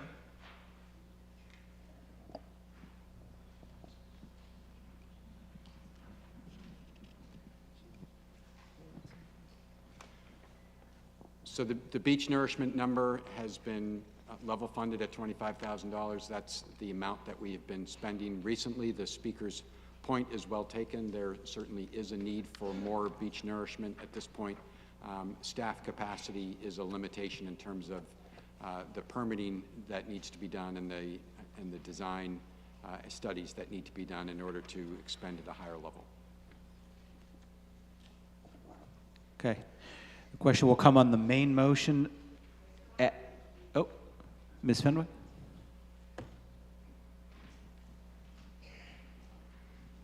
I'm not sure where to put this question, except to state that I would like some sense of the costs that were saved in this fiscal year for the town manager's position that were covered by the assistant town manager, the HR director, whose position was also covered by the assistant town manager, and the finance director's position, which was also covered by the assistant town manager.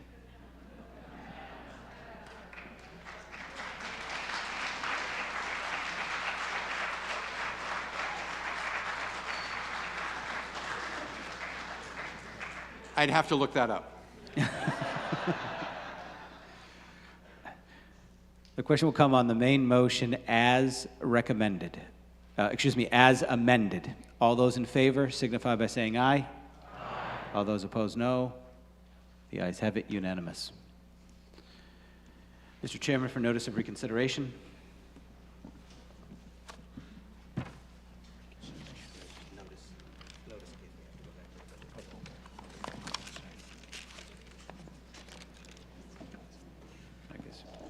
I guess we don't have to Mr. Moderator, I hereby serve notice of reconsideration of Article 4 as passed. Okay, notice has been served. Article 5. Article 5 is stabilization fund. Mr. Chairman, for the main motion.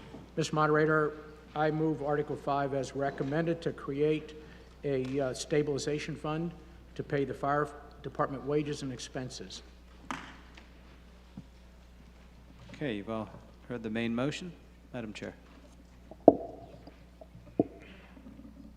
Thank you. Thank you, Mr. Moderator. This presentation is going to address Articles 5 and 6.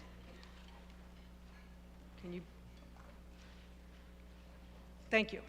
Article 5 is to create the Fire Department Stabilization Fund, and Article 6 is to appropriate $950,000 for 14 new fire department positions, subject to that 2.5% operating override. $600,000 of that money would go directly to the fire department budget, and $350,000 would go to the Fire Department Stabilization Fund. And I just want to go backwards just a little bit to say that in March of 2022, the Select Board adopted a policy, and that policy was for a 6-station model. Once the Hatchville station was operational, and this was unless or until a northwest combined station was operational. So the select board, that's what they do policy, and they want a 6-station model. Currently, we have learned in the past 2 years that we have not been able to staff 5 stations. We have not had enough firefighters to cover all stations.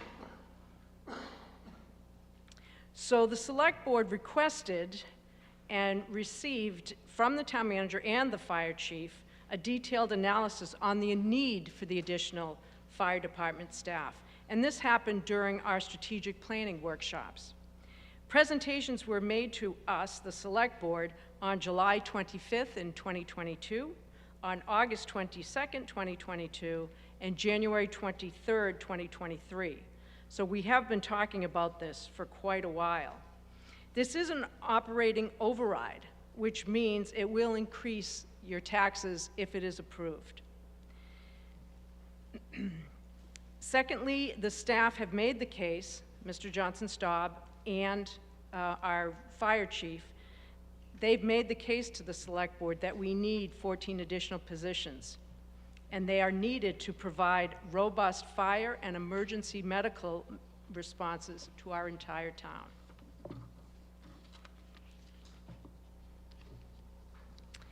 So again, the select board requested and received from Mr. Johnson Staub and Fire Chief Smith an evaluation of our funding options. And the funding options were fund the entire cost of the 14 positions with a $1.5 million override, or fund a portion of the cost with $950 and make room for the additional $550,000 cost in future budget years.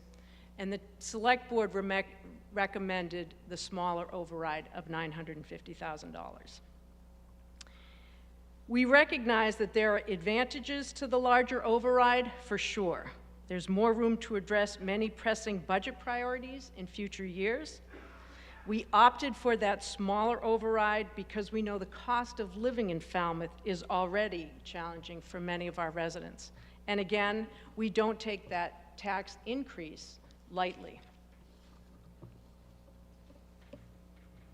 So the proposed plan includes the mechanism, which is that stabilization fund, to ensure that the money raised by the override will be spent only on firefighter wages and expenses. The town has applied for the SAFER grant, which is the Staffing for Adequate Fire and Emergency Response, and it is a federal grant. And we applied for that because we're hoping to save taxpayer money and mitigate budget impacts of the 14 additional firefighters for the first 3 years. So Chief Smith will now provide a more detailed explanation of why these positions are needed, and Mr. Johnson Staub will help us all understand the funding plan moving forward. Thank you. Good evening all. Timothy Smith, Fire Chief. I wish to now provide an overview of the next several slides for a more detailed explanation of why these 14 new positions are needed. Following this, Interim Town Manager Peter Johnson Staub will explain the funding plan. In this slide, it represents the number of incidents in the last 20 years. As you can see, our call volume continues to rise, and this creates more demand for our services in the community by our department, and it requires personnel to meet these demands. Next slide.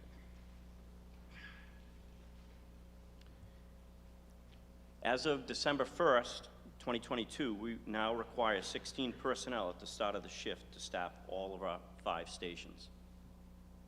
Next slide. This map shows the locations of our 5 current stations and the minimum staffing in each of these locations.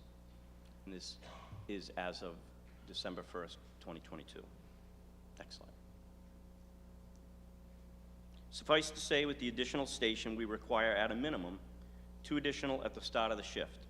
The current and future minimums reflect safe staffing practices for our personnel and the community. Next slide. And this slide shows the location of the 6 stations, which includes the new Hatchville station, and the minimum staffing at each of these locations. Next slide. We need 72 personnel to staff 4 shifts to a start of shift minimum at 18 personnel. As you can see, as we have provided throughout the year, 365 days a year, it's covered by 4 groups, and each group works a 24-hour shift. 18 personnel, 4 groups, equates to 72 personnel, and the 72 personnel are needed if there are no vacancies, no long-term leaves, no vacations, sick leave, etc. And again, with this override, we seek to now reach 92 budgeted positions to meet the daily minimum staffing of 18. Next slide. As you can see, the 92 personnel are depicted here, and that requires 23 personnel, or will provide 23 personnel per day. Typically, we have vacancies due to retirements and resignations. We typically see medical leave or injury leave with our personnel, and we also see military leave, since we have more personnel that are engaged in military service. And that number varies. However, we have found that by experience, that would put us at 86 personnel being available. Our per shift average before vacation and personal time or sick leave then puts us at 21.5 per shift.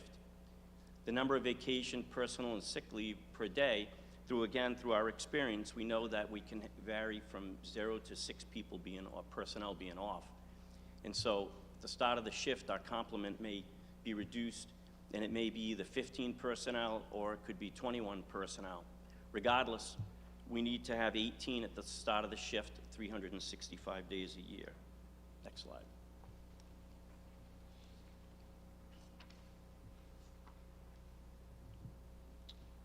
Again, with our personnel and with what we're trying to achieve, we see that to staff these 6 stations on a daily basis, we require a minimum of 18 personnel at the start of the shift, as has been stated. We are budgeted for 78, and we will require 92 personnel to meet our daily minimum of 18 personnel.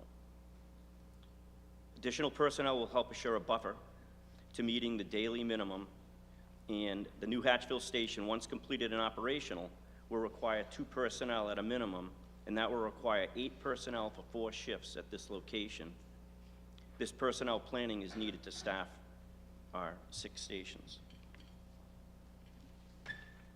So, on behalf of my department and our personnel, and as a taxpayer, I ask for your support, and I now wish to turn this over to Peter Johnson-Staub for his explanation of the financial elements of this override.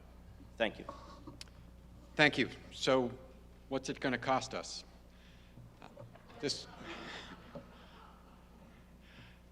slide shows our calculation of the per firefighter cost. I won't run through each line item, but I do want to highlight a couple of points. One is that we are basing our estimates on a step 1 firefighter EMT, and that we are not including in this estimate the one-time costs for training and equipment.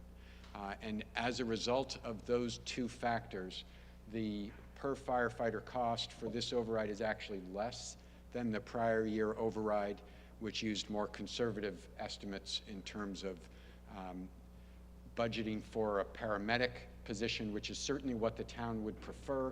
However, recent experience is that they're simply not available. We are hiring, in the vast majority of cases, we're hiring EMT level certification as opposed to paramedic.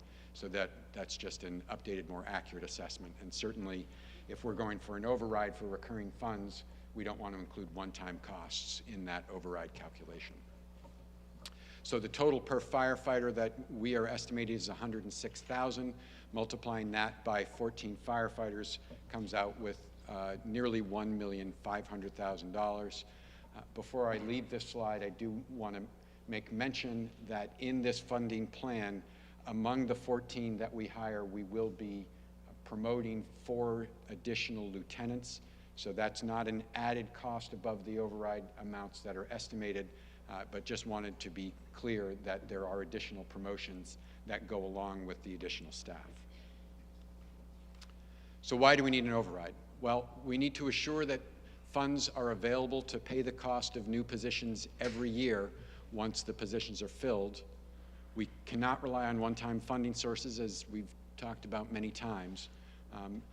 You may hear from some other speakers tonight that the town generates a lot of free cash, and why can't we use free cash to fund these positions? It's certainly true that we have consistently generated over $8–10 million a year in free cash.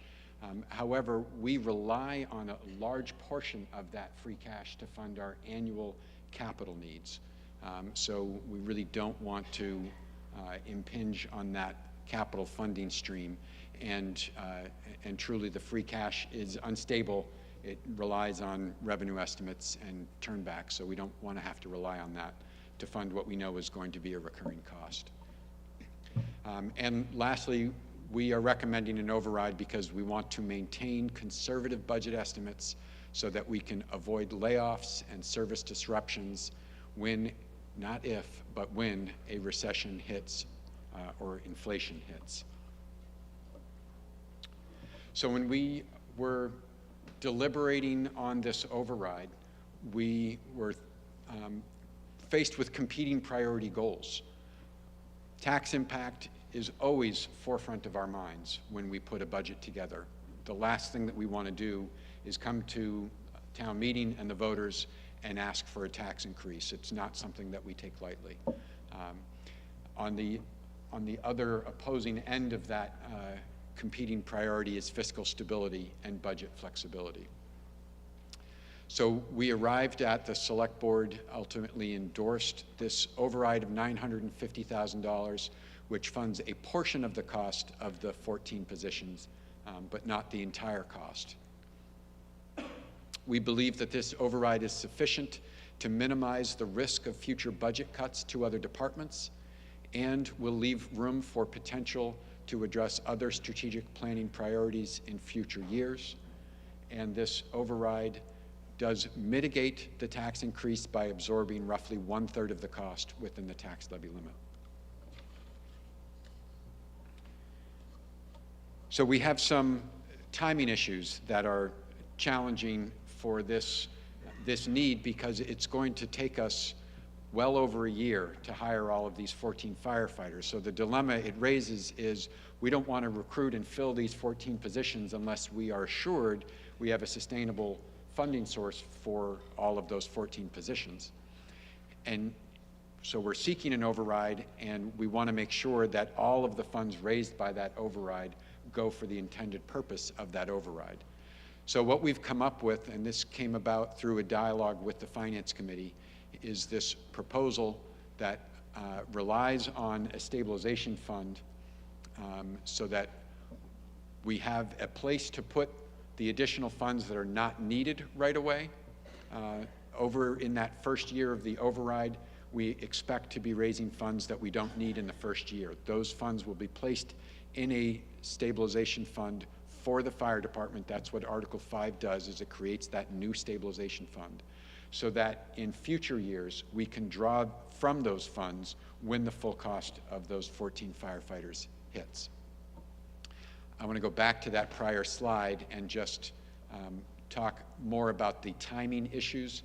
So the Hatchville Fire Station is going to, the construction is underway. If anyone's driven down Sandwich Road, you've seen that. The earliest that might be completed is the spring of 2024. But our hiring timeline, optimistically, we're looking at hiring 7 firefighters by this November and the balance of the additional 7 firefighters by next November. It takes a full year between the date of hire to the date that those firefighters are fully trained and available for shift strength. So it's not until November of 2025 that we would have all 14 of these firefighters hired and available for shift strength. And that's not a guarantee, that's our optimistic estimate. So it's imperative that we start recruiting right away, because it's such a long timeline to get these firefighters trained and staffed. And As it is, we're going to be filling these positions and having them available after the station is expected to be completed and available for use. So in addition to the proposed override, the fire department has prepared and we have submitted an application for a SAFER grant. That is a grant to the federal government, to FEMA. We are seeking to fund 6 positions within that grant. That amounts to $746,000 per year, and that figure does include the one-time costs associated with those new hires, which are an allowed expenditure under the SAFER grant.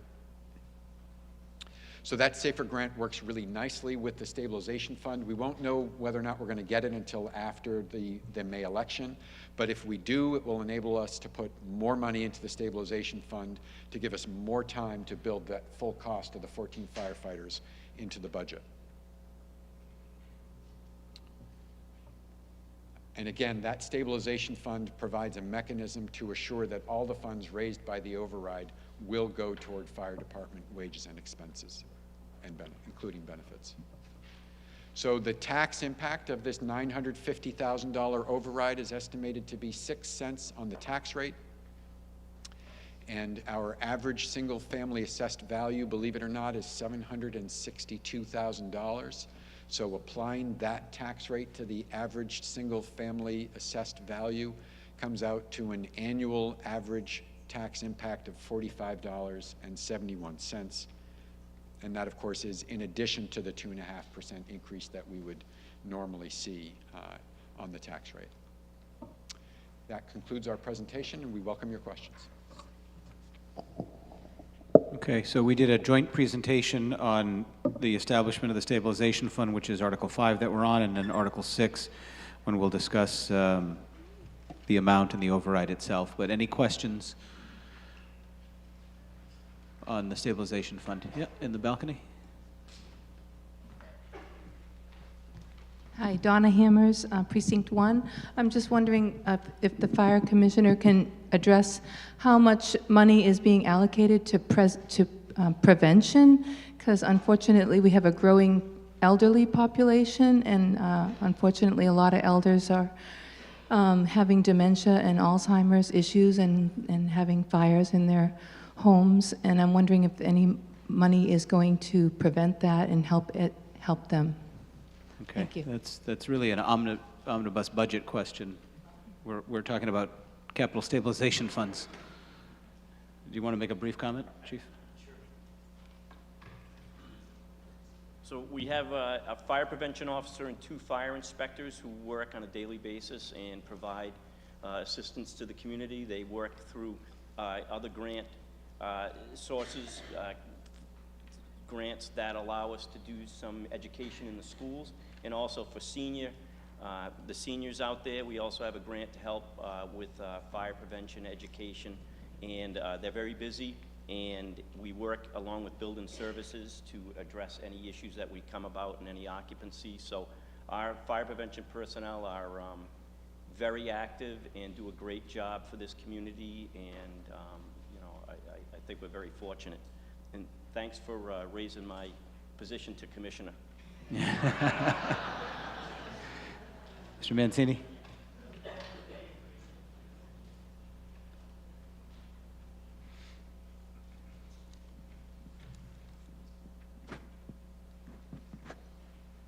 Mark Mancini, Precinct 8. Question, just, will the stabilization fund eventually go away, or is it going to exist in perpetuity? Mr. Johnson, so. The stabilization fund is intended to be temporary. I can't give you a precise number of years, but it would certainly be our recommendation that we would be bringing it back to town meeting. To close the fund would require a town meeting action, but we don't want to see a proliferation of stabilization funds for every department. Thank you. That's what I was concerned about. Mr. Chairman. Just to add something that Mr. Staub said, the state law requires when you create a stabilization fund, it has to stay in place for at least 3 years, and then you have to vote to eliminate it. Further discussion? Yep. Mr. Rafferty?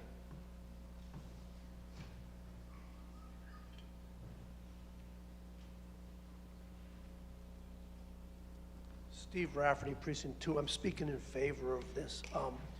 One aspect that, great presentation that wasn't touched upon is there's something called the Insurance Service Organization that rates communities on their ability to fight fires and other things, and that sets your insurance rates for what you pay for your home insurance. I don't know that anybody's done the analysis, but I have a strong feeling that without getting these additional firefighters, we'd all be paying more than $45 a year for our insurance.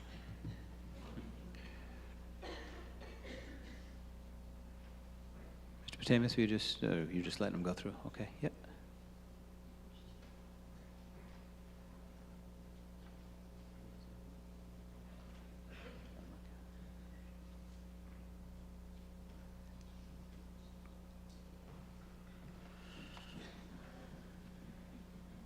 Amy Leonardi, Precinct 8. I was wondering if Chief Smith, the plan that you guys have put together is certainly ambitious to get these new hires in. Could you just speak for a moment as to how you plan to recruit those firefighters in that timeline and what you'll do to meet those goals, please? Chief? Certainly. We've been anticipating the revocation of civil service, so we're working on a plan to work towards recruitment, finding qualified applicants.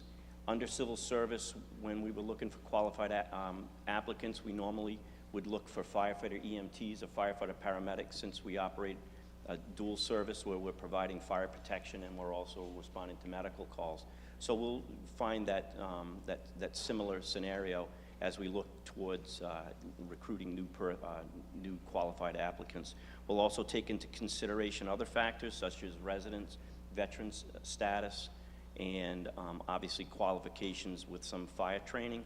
So we've been working on this. We were waiting for the vote this evening, and then once you support this, we'll work towards getting this program going and see if we can start to get the wheels spinning to get personnel to work in our department. Thank you. Ms. Fenwick?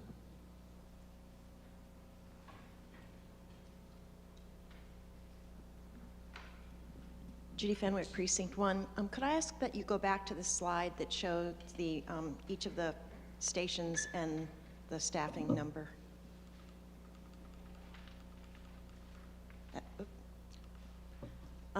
Would you like 18 or 16? 18, I think. No, I want to see the staffing slide, the one with the numbers on it. Oh. That one. So I noticed that the new Hatchville station has 2, along with Woods Hole, North Falmouth, and West Falmouth. I'm just curious on a profile for each of those stations. Square footage kind of comes to mind, but the number of vehicles that each of those has, because it seems to me the new Hatchville fire station is going to be bigger in square footage, and I don't know about the number of vehicles versus the other smaller stations. So yes, so you can imagine our headquarters station has the largest cache of equipment and personnel. Our other outlying stations, with the exception of West Falmouth, each has an engine for fire response and an ambulance. The Hatchville station will have the same. It'll have an engine and an ambulance. However, it'll have room for growth to put other equipment in that station, since we're running out of room in some of our other stations right now. So our plan is to put equipment there, and we have room for future growth for additional personnel. The West Falmouth station has an engine only because of the size, and and we require a minimum of 2 personnel to staff our equipment, and that's how we're looking at this right now as our minimums go. Okay, another question here?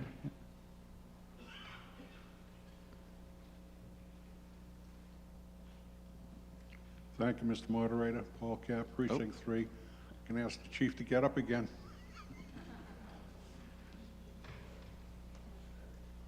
On your first slide, you showed the increase in calls from 5,600 to 8,900. Mm-hmm.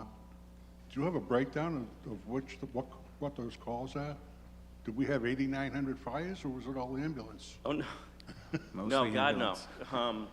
So out of the last year, we logged 8,920 calls, and within that range, we have several different categories of responses that we look at. We obtain data, and we have to report that to the state, and also, you know, for our own statistics to pass along when we're trying to, you know, look for additional funding. And in this instance, we do see that the 8,900 calls are mainly medical. Most departments in the Commonwealth, it's about a 75% average of medical responses, and the remainder are additional calls that what we deem all hazards call. They could be fire alarms, they could be structure fires, they could be brush fires, dumpster fires, car fires, etc. But we run the gamut on a daily basis.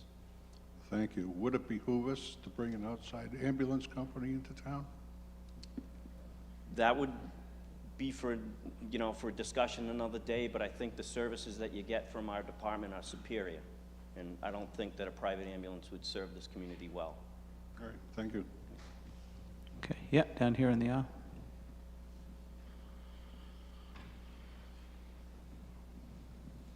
Lynn Shedd, Precinct 3. The salaries for the firefighters, I guess this is a question for the chief, are they going to be competitive enough to attract qualified applicants here, given the cost of living here in Falmouth?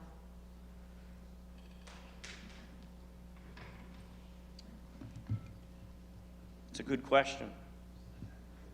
Most of the departments on the Cape, since I do speak to the other fire chiefs and we meet on a monthly basis, are all seeing the same issue.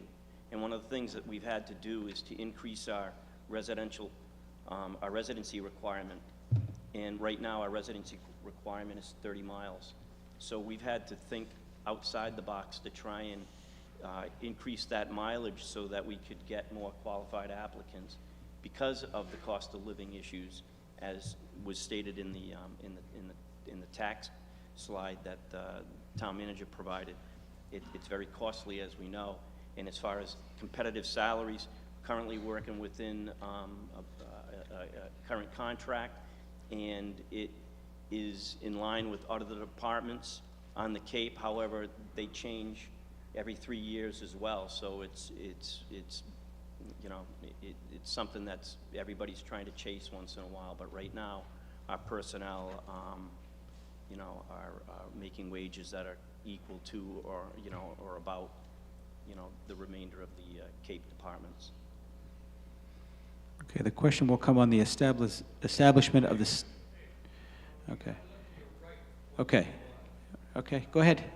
We're going to just talk about the stabilization fund because we cannot take a break until we finish the next article, because the selectmen will have to choose what to put on the ballot tonight. Tonight is the legal deadline for the select board to set the ballot, and they have a posted meeting at 9 o'clock. So let's do stabilization because we're going to have a whole debate on Article 6.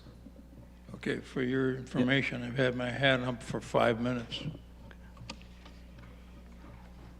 Folks, anytime we have a prop override to fund something, you're all concerned about your tax rate. And I did a brief study by talking to the assessor's office. We have 15 towns on the Cape. We have 6 towns that have a higher tax rate than we do, and 8 that are lower than we do. Our tax rate is right about in the middle. The highest tax rate is Sandwich, $11.50 per thousand. We are currently $6.92 per thousand, and the cheapest is Chatham, $3.88 per thousand. I think after tonight's discussion, we're definitely getting a lot of bang for our buck. I thank the police and the fire department for what they're doing and for the people that have put this forward. Thank you. Okay, we're going to take the vote just on the establishment of the fund because we will have a full debate on the next article. All those in favor of the establishment of the stabilization fund signify by saying aye. All those opposed, no. So the chairs that the ayes have it by a 2/3 majority, and I so declare. Article 6, Mr. Chairman. Mr. Moderator, I move Article 6 as recommended for an override of $950,000. Okay, Article 6, this is to raise and appropriate $950,000 to pay for the wages, benefits, and expenses associated with hiring up to 14 additional firefighters, contingent upon voter approval of a Proposition 2.5 override ballot question. Discussion on Article 6. Mr. Clark.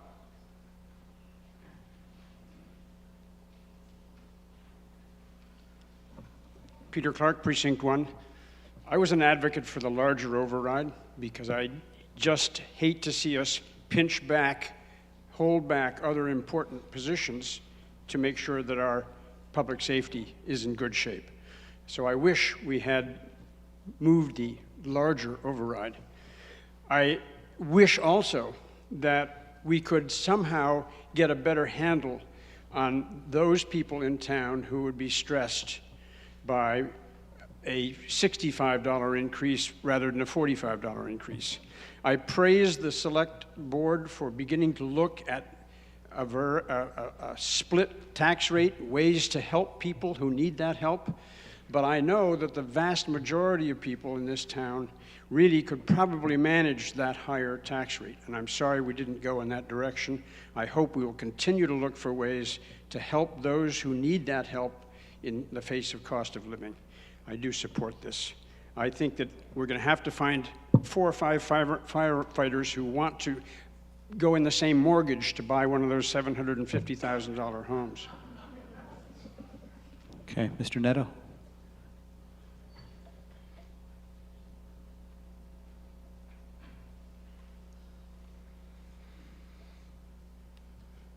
Joe Neto, Precinct 9. In segueing off the previous speaker, I have a different attitude towards the override. I wholeheartedly supported the past article to create the stabilization fund because of the technicality of once an override is passed, the monies for the override can only be used for 1 year. After that, the monies go into the general fund.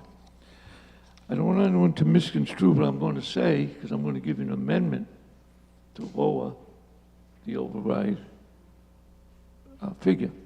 And I'll explain that shortly, and I'd like the time as an opponent, as an on presentation, instead of just the 4 minutes. It was just my motion to get that on the record. The amendment would be to reduce the override to $500,000 and not $950,000. So we have an amendment for $500,000. Yes. It's kind of hard to get you to understand all these figures. I've been at this a long time. I've been in this room for over 40 years. I was a watchman of the warrant under moderators Bob Marshall and the current moderator, Mr. Vieira, in the 80s and 90s, and reported to you on every article that was passed by this group. Our role as town meeting members is to make bylaws, make zoning changes, and to approve every penny that is spent in the town of Falmouth. The selectmen do not raise taxes. I said this before, and I'll repeat myself again. We do. We raise taxes when we vote yes on fiscal articles, just like we did on Article 4. Why do I want to reduce the override figure? Not to be construed with not wanting to hire more firemen. I support that. I also think we have time. There are a couple of things that are happening, and then I'm going to give you some facts. It is mentioned, Mr. Staub mentioned it, when he talked about a recession. We could be looking at one. We could be looking at economic chaos if our elected representatives in Washington, D.C. do not lift the debt ceiling, well, how does that affect us tonight? I think we have to take a very, very careful look when we raise and appropriate. The 6 cents on these Proposition 2.5 overrides, I'd like to give you some figures first. First of all, we have had 3 overrides brought before us in this town. 1990, 1997, and 2020. In 1990, the first override, it was defeated. The second override in 97 for $980,000 passed, and in 2020 for the firefighters, $971,000. That obviously passed. You know that. You were here. Most of you voted for it. Let me show you how the 6 cents changes. When you vote an override, every year that figure, that base figure, gets multiplied by 2.5%. I'm only going to give you the figures for the 2020 override because I know most of you were here for that. That was for $971,570. The next year, the tax increase was $24,287. That's added to the principal. The next year was $24,894 for the next 4 years. To cut to the chase, that $971,507 override for last fiscal year was $1,072,360. That figure does not go away. The more alarming figure, and all these documents that I have are published on the website, they're all made available. I'm not making up any figures. Everything I'm going to give you comes off the town's website. And this is really disturbing because we just talked about this. Up until fiscal 2017, 100% of the property taxes in this town were paid for by the people who owned property. In 2018, we didn't reach 100%. It just dropped slightly to 99.79%. You say, that's no big deal. Well, that was worth, hold on, that was worth $778,000 in tax revenue. But the more alarming figure is once we reach 2018, 2019, 2020, 2021, and fiscal 2022, less and less people have paid their real estate tax. Why? Because they can't afford it, we would assume. What was last year's figure? It's fallen to 98.3%. Jesus, Joe, what are you getting excited about? 1.7. Because that represents $2.3 million of tax revenue that would pay for the override.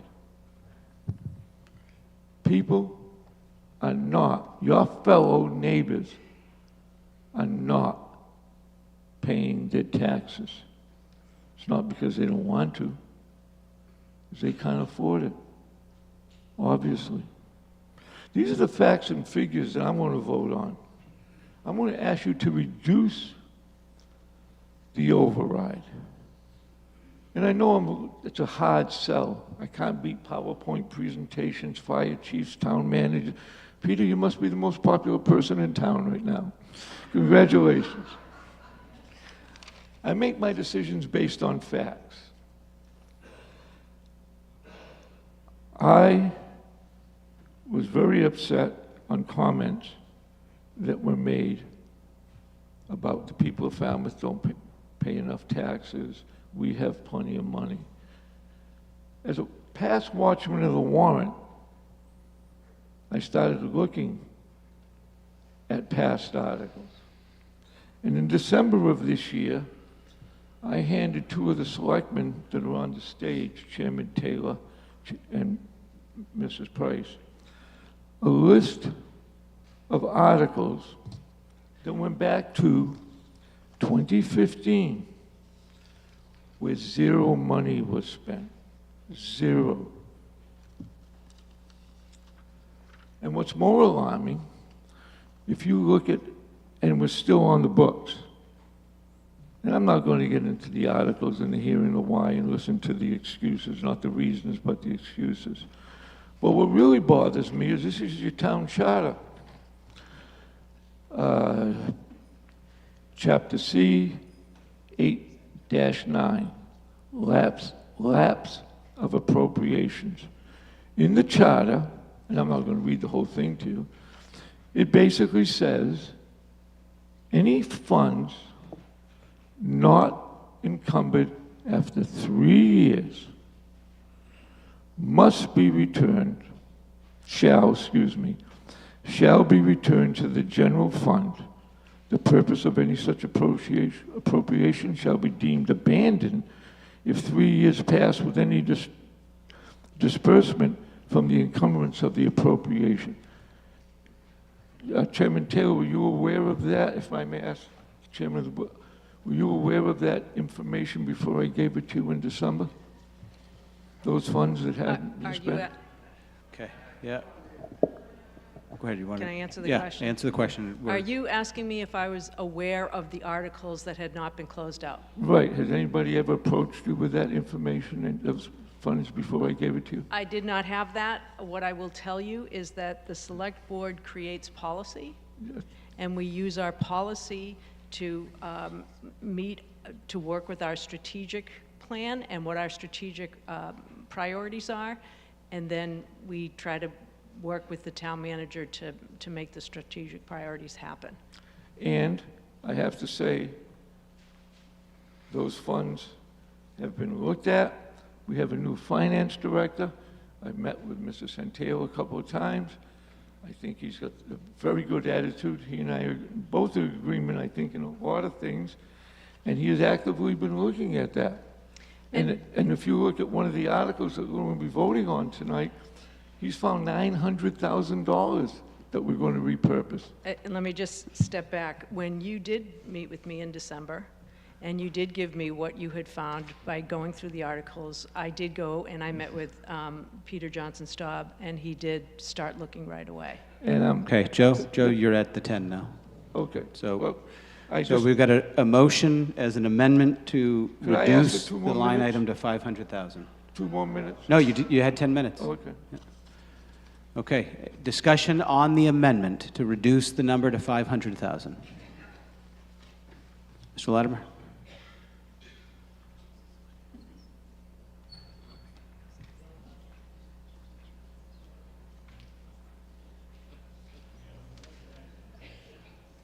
Oh, we got mic coming down.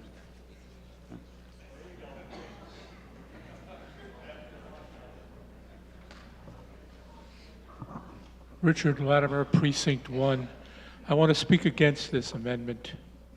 My family moved here in 1958. I was going into high school, this school. My parents bought their house, nice house, 4 bedrooms, Dutch colonial, downtown, $7,500. That house today, I'm going to say, is probably assessed at $750,000 or close to that. The fact is, costs have been going up. The need for services have been going up, as we've seen by the fire department's upscale on number of calls. That's because this town has been developing and developing and developing new houses, new subdivisions. It's still going on. These people who are will be asked to pay another $45 on their several $1,000s of tax bills are not going to be hurt by this override. The selectmen have done their due diligence. They have said, okay, we're not going to override as much as we could. We're going to keep it at a minimum, but they are meeting a need, a very important need, to make sure that the people who are paying those property taxes are protected in their homes against fire, against emergency medical needs. As Mr. Herbst has pointed out, our taxes aren't that high compared to towns like Sandwich. They're about in the middle, and this override isn't going to do anything significant to change that. I'd vote against this amendment. Thank you. Ms. Schneider?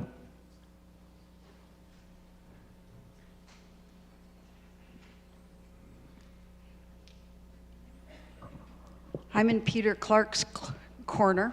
I would have liked to have seen the larger one because I know what's coming when we come to you and tell you that our first line of defense, which is our beaches, are in dire straits and we are going to need to do something or we're going to flood all over this town. So I'm worried about pinching pennies, but I know we need these firefighters. I also know from doing the affordable housing talks all around town with the Chamber of Commerce that $61,000 salary is exactly $100 higher than being able to be put in an affordable house.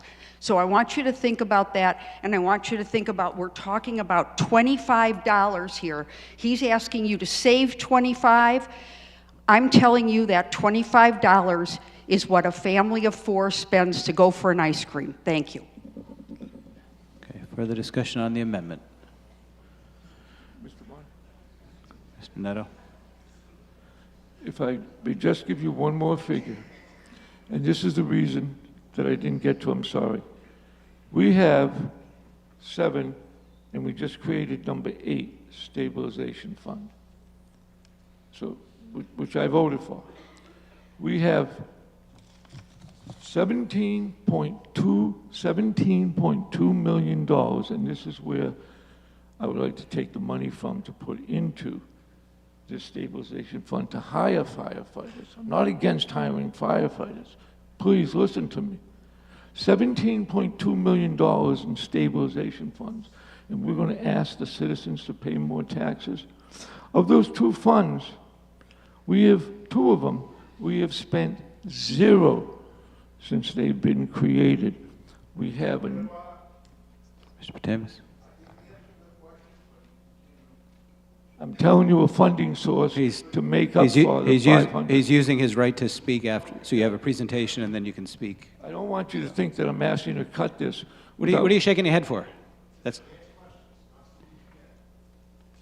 after you have used your ability to speak. We've always done that. I've always allowed the speakers to come back, and then after they hit the second time, you can only answer fact-based questions. Okay, I'll end very quickly. With a new town administrator coming in, with a new finance director that we have, Mr. Centeo, sitting on up there, we could review this, go back to it. That's why I'm reducing the figure to $500,000. I know it's skeptical. I take a risk coming up here and saying that, but I'm here to vote and to represent all the people in town of Falmouth, not just the ones that can afford a tax increase. Because we got some big, big bills coming up, and I'm not going to waste my 4 minutes on those with the sewer and the outfall.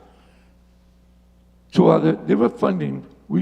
Only we can move money from the stabilization fund by a 2/3 vote. That's your town meeting responsibility. Let this current Board of Selectmen, a new town manager, a new finance director, come back to us in November if you're worried about, oh, Joe, we're not going to have any money, we're not going to be able to get these guys. We do have some time on our side. And if I can find these funds, I'm sure somebody who's a lot more intelligent and trained than I am can. So I'll give up my 4 minutes. That's it. Thank you very much. Question will come on the amendment to reduce the amount to $500,000. All those in favor signify by saying aye. All those opposed, no. It's a pin of the chair that the noes have it by a majority, and the question is back on the main motion. Dr. Snyder, you were on my list for the main motion. You're all set after that? Okay. Further discussion on the main motion. Ms. Murphy. Thank you, Mr. Moderator. Carol Murphy, Precinct 9. I just want to make a comment that all of us have had our properties reassessed, and all of our taxes have gone up. And this is going to further hurt those of us who are in the middle and low income, this override. Our property taxes have already gone up, so this is going to be a 1-2 punch. Thank you. Okay, further discussion on the main motion? Yep, in the back. Mr. Cap?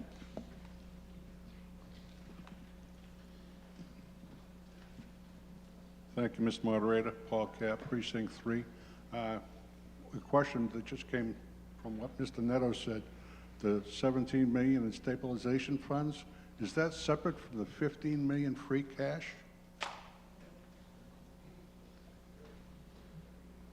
As Mr. Johnson-Staub.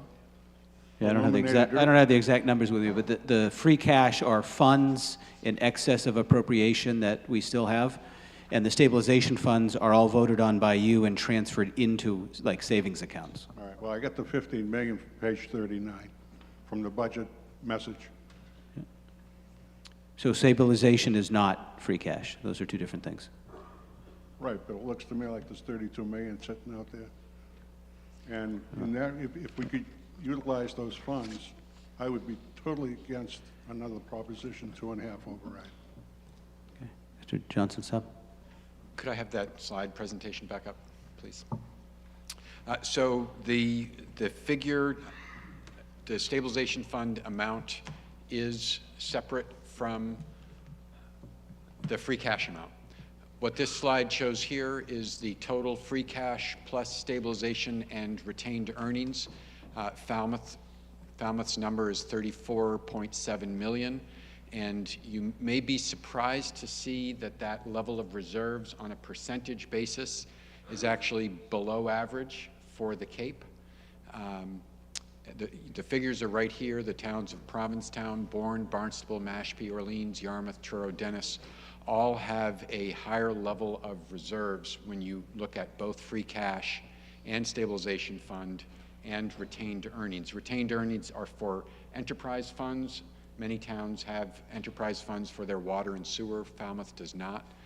So that's included within our free cash or our stabilization. So it would be our position that our reserves are not excessive. This is a prudent level of reserves, and it would not be a sustainable way to fund the recurring cost of firefighters. Okay, further discussion on the main motion. Yep. Mr. Pedersen? Just want to mention that when the auditors look at the finances of the town, one of the things that they look at when they decide what kind of credit rating we're given, that AAA plus bond rating that we get, is based on the reserves that we have to cover those unknown expenses that crop up. Our ability to handle that is sort of our going forward.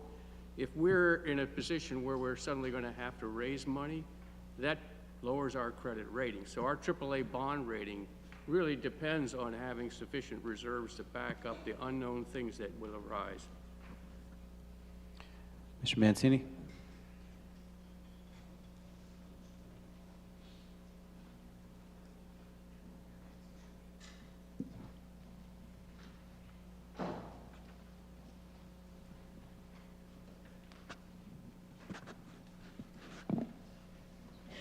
Mark Mancini, Precinct 8. I bought my house 10 years ago in this town. The plot of land next to my house that is the same size as my plot of land with nothing on it just sold for the same price that I bought my house for. Our taxes aren't limited to 2.5. My tax bill went up substantially because the housing market is on fire right now, and so the assessors assess our value much higher. If we keep on this route, we're going to see the same thing that happened in '09 when the housing market crashed, which it's going to do because interest rates are going through the roof. So we can't just keep raising the tax liability on everybody and expect them to be able to afford it. And we always say affordable housing is an issue in this town, and you're making it less affordable. So, you know, if I rent here, my landlord's going to put that tax bill on me. So there's more than just the people who can easily afford to live here. There's plenty of people who can barely afford to live here. Okay. Question will come. We got one more in the back. Yeah. Carrie Medeiros, Precinct 6. I wish the gentleman who talked about the insurance could give us a little bit of a figure, because that would balance out the tax rate increase, wouldn't it? It's a pretty complicated formula to get the insurance rate for Well, each individual. Yeah, we don't Is have it that. close? I'm not looking for the exact figure. Is it close? Is it a legitimate consideration? Because it is true, if you live in an unsafe area, your insurance is going to go up. Look at flooding, for instance. Mr. Rafferty? Sometimes I'm embarrassed by speaking, but my point was there's an organization called the Insurance Service Organization, and they set the insurance rates that you get charged for your homeowner's insurance. It's based upon a lot of factors. I'm not an expert in this, but I have worked a lot in the water side of things, and I know that fire flows, fire volumes, and everything else all factor into that. I also know that one of the other factors in their equation is, are there adequate fire protection? Are there adequate number of fire staff in place? All I said was, in the presentation that was made, I don't know if anybody went back to the ISO and said, if we don't put 14 more firefighters in, if we don't provide the necessary coverage for fighting fires or sustaining things, what will that do to your insurance rates? My suspicion is, like bond ratings and other things, it would go up, not down, if you don't have adequate fire protection. So I'm sorry I don't have a precise figure, but I do know in other places where we've gotten the ISO ratings to come up, in about 5 or 6 years ago, we got them to be improved in Falmouth because we put the new water plant online. We took care of some storage issues and whatnot, and so I just offer that as, it's not just you have to pay more on your taxes, you likely get something back on the insurance rate. Is it the full amount or not? I can't tell you, but there's something there. Okay, the question will come on the main motion as recommended. All those in favor signify by saying aye. Aye. All those opposed, no. The ayes have it by a majority, and we'll stay in recess for 15 minutes.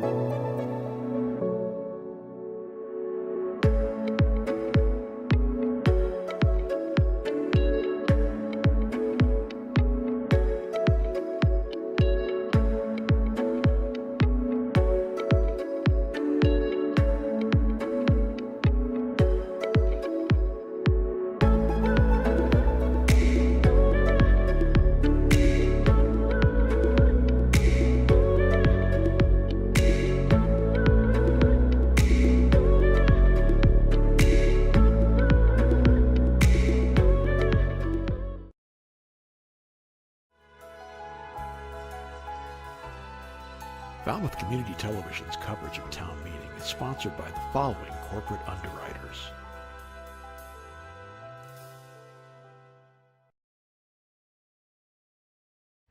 Welcome to the Falmouth Chamber of Commerce. The Falmouth Chamber is dedicated to working on behalf of our members to make Falmouth a better place to live, work, and conduct business. We are committed to developing the economic, cultural, educational, and civic interests of our community and welcome the support from all organizations to achieve our combined goals. Whether you call Falmouth home, are a summer resident, or a visitor, we hope you take advantage of all that the Chamber has to offer.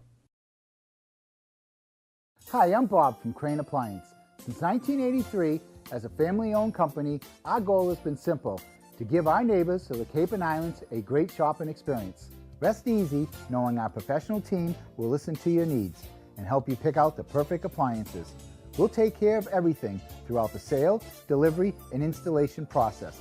And we even have our own in-house service department. Crane Appliance, we call the Cape and Islands home. Carlson Printing for all your printing needs. 508-548-7303 or toll free at 1-800-696-7303.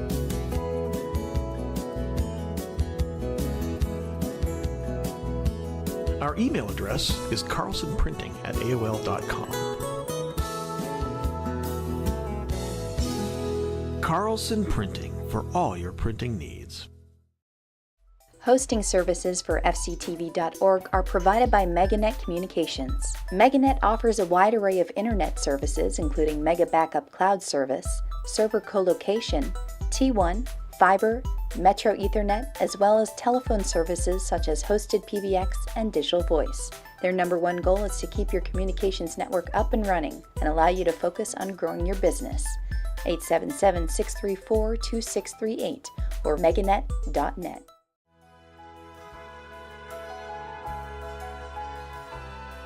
Additional funding and support provided by the following corporate sponsors.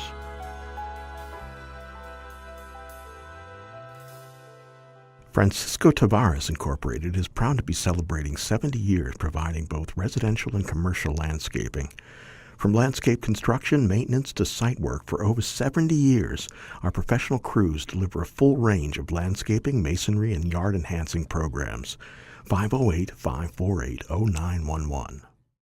Main Street Gallery and Real Estate, a family-run art gallery and real estate agency located on Main Street in Falmouth, focusing on local and regional fine art. Main Street Gallery and Real Estate, 774-763-5441. The attorneys at Oppenheim & Nickerson LLP have provided legal services in Falmouth for over 36 years. We advocate for our clients and work to provide quality representation in the areas of business and corporate law, real estate law, estate planning, and estate administration. 508-548-8255. Hamilton Tree and Landscaping has been proudly serving Falmouth and the Upper Cape since 1978. Located on Route 151, we're available for all landscaping and tree concerns. Appreciating your property is our motto as we continue to keep your tree and landscaping needs our top priority. A&A Paving, we believe in providing customers with quality products supported by excellent service. We provide commercial and residential seal coating, asphalt paving, and repair services for Cape Cod and southeastern Mass. A&A Paving, 508-540-4944. Calfee Insurance, offering insurance policies for your car, home, business, life, and disability.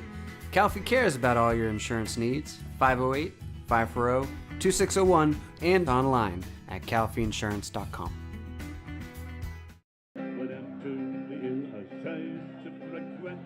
Liam McGuire's Irish Pub. With a newly renovated dining room, it's what an Irish pub should be. Main Street, downtown Falmouth. Eastman's has been Falmouth's hardware store since 1913, with a newly added retail space providing kitchen accessories and gourmet foods. Our friendly staff is available to assist you with your hardware and kitchen needs. 508-548-0407.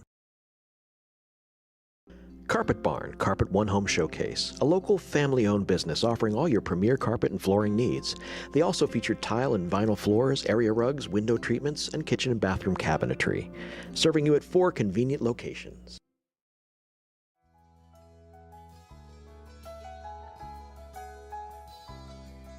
FCTV is also supported by the following businesses and organizations.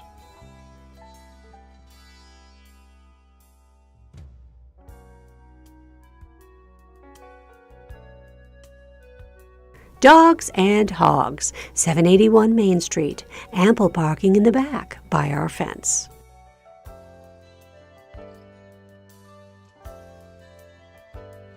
Lisa Peterson Asendorf, William Ravis Real Estate, Mortgage Insurance, 508-566-6259.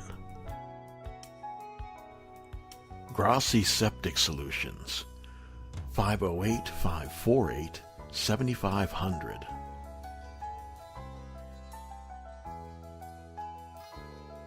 Turning Point Dance Studio, 508-444-0278.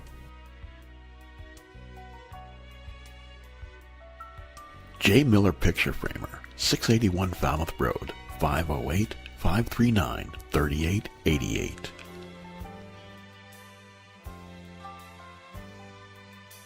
The Annie Hart Cool Team, Sotheby's International Realty, 508-868-0664.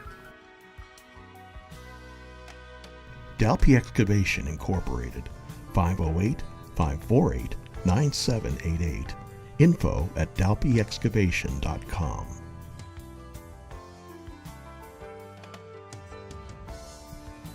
Village Lamp and Repair Shop, 508-274-2057.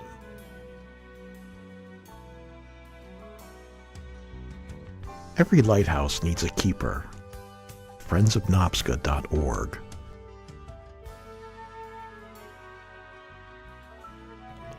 People for Cats, 44 Beagle Lane, T-Ticket, Mass. 508-540-5654. info@peopleforcats.org. Martha's Vineyard Bank, 84 Main Street and 397 Palmer Avenue, Falmouth, 2 Water Street, Woods Hole, 508-627-4266. The Falmouth EDIC, falmouthedic.org, 508-548-7440. Partners Technology, Voice and Data Solutions, 781-930-5000.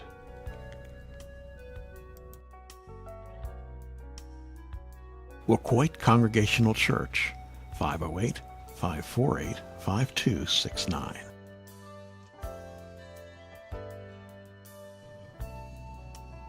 Soares Flower Garden Nursery, 508-548-5288.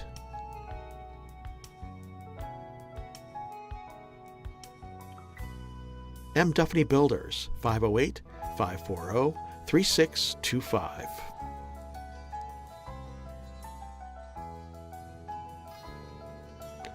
Danny's Barber Shop, 508-548-6013.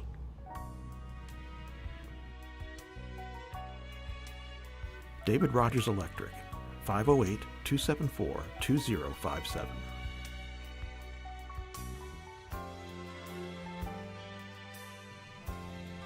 Murray and McDonald Insurance, 1-800-800-8990.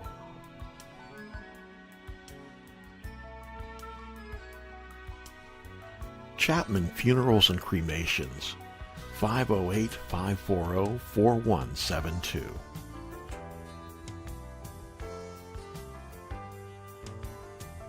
Hanush Jewelers in downtown Falmouth, 508-548-9107.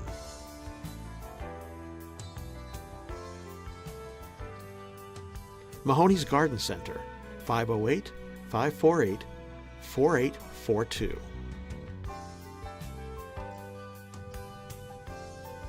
The Cape Cod 5, 508-457-5252.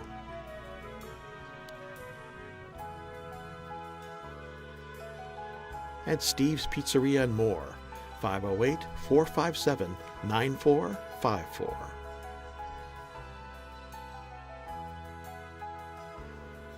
Additional support provided by Roach Brothers, Windfall, Shaw's Supermarket, Stop and Shop,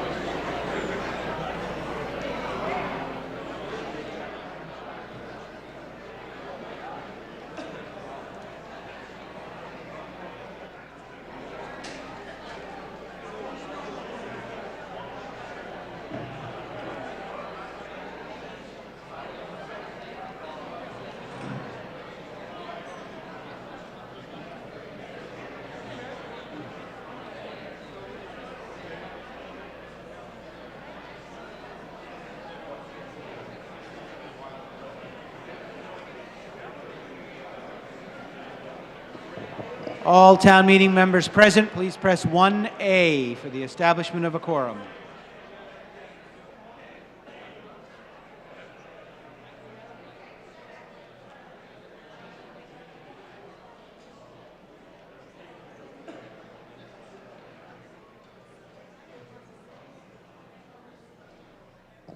When we reconvene, we'll be on Article 15.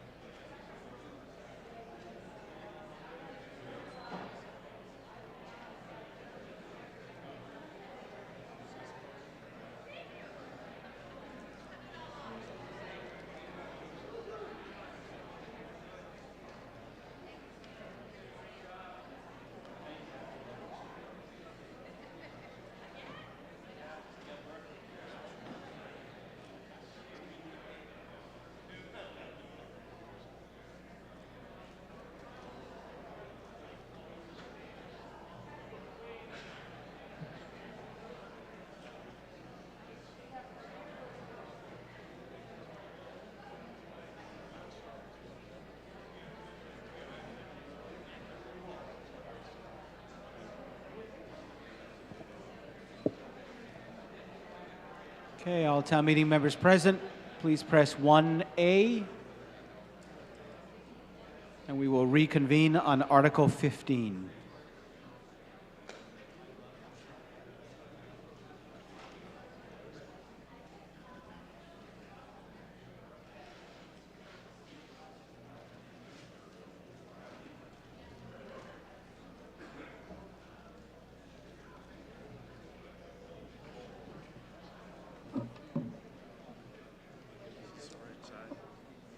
You're in the right place.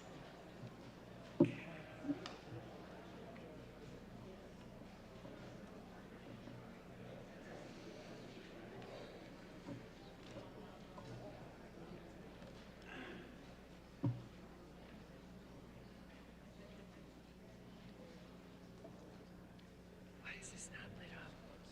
Why is this not lit up? Oh, they're not giving me control. By a counted vote of 198, we have a quorum and the annual town meeting is back in session. Article 15, this is to vote in favor of allowing offshore wind developers the right of entry to conduct soil investigations and studies. The recommendation of the Select Board is indefinite postponement. Do we have a positive motion? As printed? The main motion as printed. Ms. Carey. Good evening. Thank you, Mr. Moderator. Oh, Rosemary Carey, Precinct 5. Thank you, Mr. Moderator, Chair Taylor, members of the Select Board, and town meeting members for hearing our comments tonight about Article 15. We have the privilege to speak for our fellow petitioners, longtime Falmouth residents from multiple precincts. We're parents, grandparents, scientists, business professionals, who were disappointed by the recent decision by the Select Board to deny access to a wind developer to conduct soil testing for a potential offshore wind cable landing. We thought the decision was premature because it effectively shuts down exploration of the potential benefits to our community, to the Commonwealth, and to the planet. So we submitted this article for town meeting's consideration, debate, and hopefully your yes vote.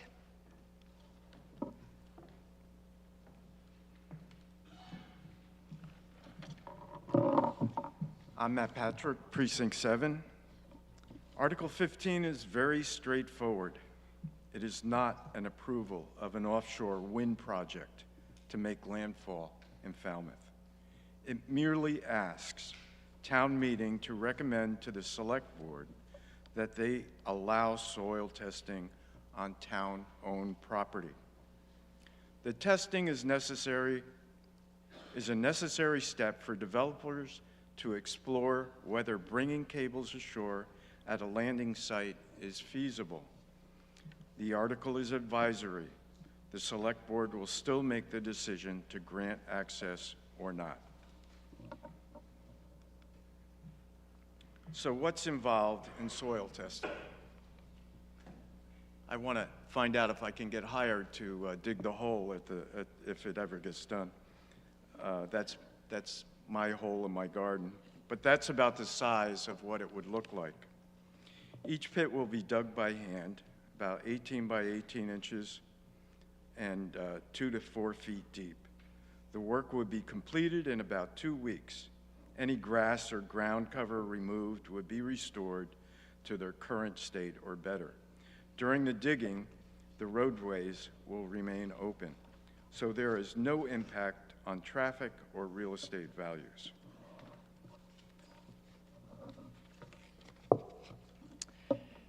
Proceeding with soil testing is a small but important step for Falmouth.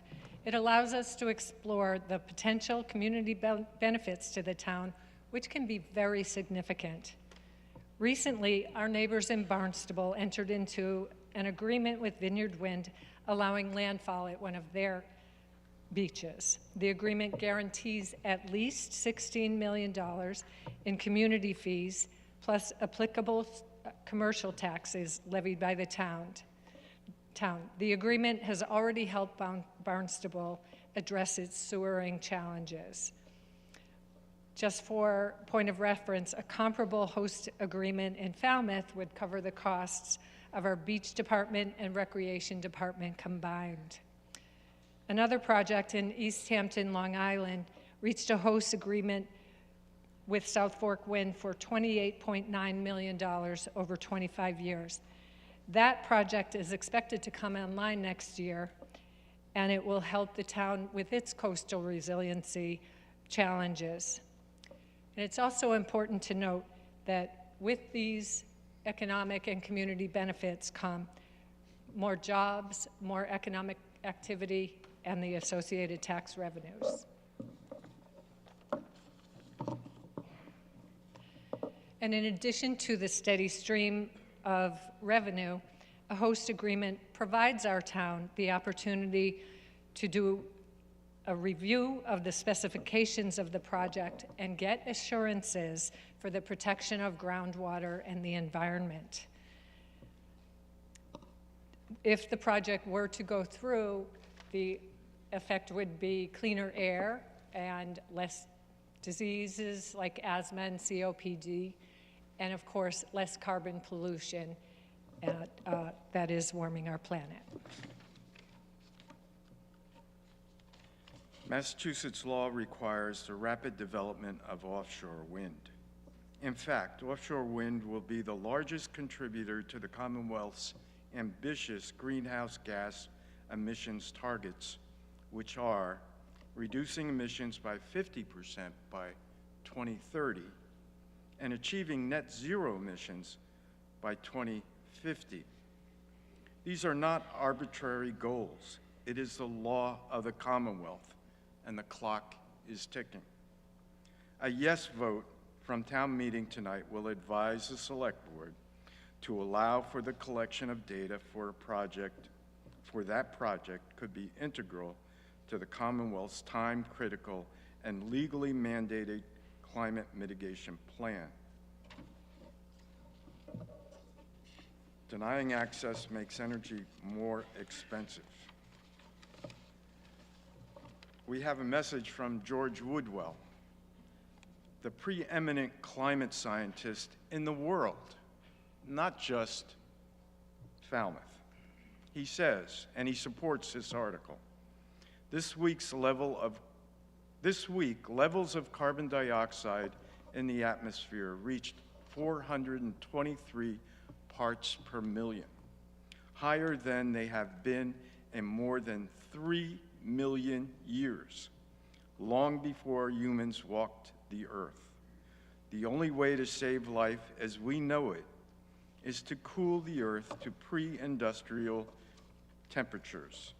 The only way to do that is to stop burning fossil fuels, replacing them with renewable energy. Am I going? Yes. This one,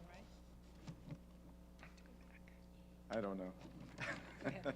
You can take that. Okay. 2 weeks ago, the Intergovernmental Panel on Climate Change, IPCC, advised governments and policy makers everywhere, that's us, that the world is on the brink of climate catastrophe. The window to act is rapidly closing and requires deep, rapid, and immediate efforts across all aspects of society. That's a quote. What does this have to do with soil testing?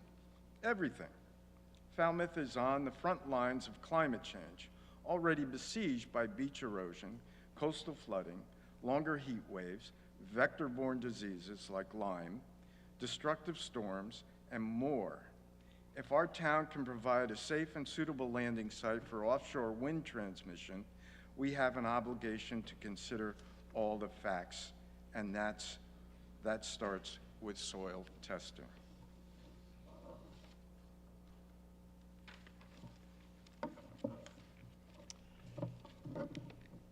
Town meeting has a long history of supporting renewable energy development and fighting climate change, and this article is consistent with that record. In 2015, we approved a landfill solar array. 2019 approved the stretch building code, which allowed Falmouth to become a green community. In 2020, declared a climate emergency and voted for a plastic water bottle ban. In 2021, voted for a large commercial solar farm. And in 2022, approved the hiring of a sustainability director, now coordinator, passed tonight. Article 15 is also consistent with our local comprehensive plan, which states Falmouth town government will provide leadership and set the example in carbon footprint reduction, and that the town and residents will use the best available cost-effective technologies to minimize dependence on carbon-based fuels. So the reasons to vote yes on Article 15 are clear. The article asks for town meeting to recommend that soil testing proceed only. It's not the entire project we're addressing tonight. The article is advisory. There are significant potential benefits to the town if the project proceeds. It's consistent with the Commonwealth's climate law and with town meeting's values and vision. It's also a decision for future generations. Someday we will be held to account by our children and grandchildren when they ask, what did we do when something could be done? Do we want to be the town that refuses to explore the potential of an offshore wind project when we will be severely impacted by sea level rise, coastal erosion, and other climate impacts? We petitioners hope not. Our town has an obligation to make decisions based on science while representing the interests of the whole town. A yes vote on Article 15 advises the Select Board to do just that. Please vote for yes for Article 15 tonight. Thank you. Okay, Mr. Latimer. Microphone down here for Mr. Latimer and then Mr. Scherer.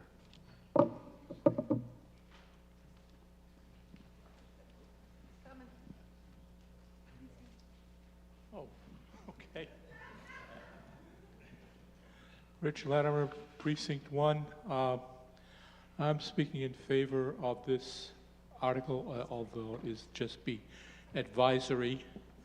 I want to say that this is an issue that has gotten me quite upset with our selectmen.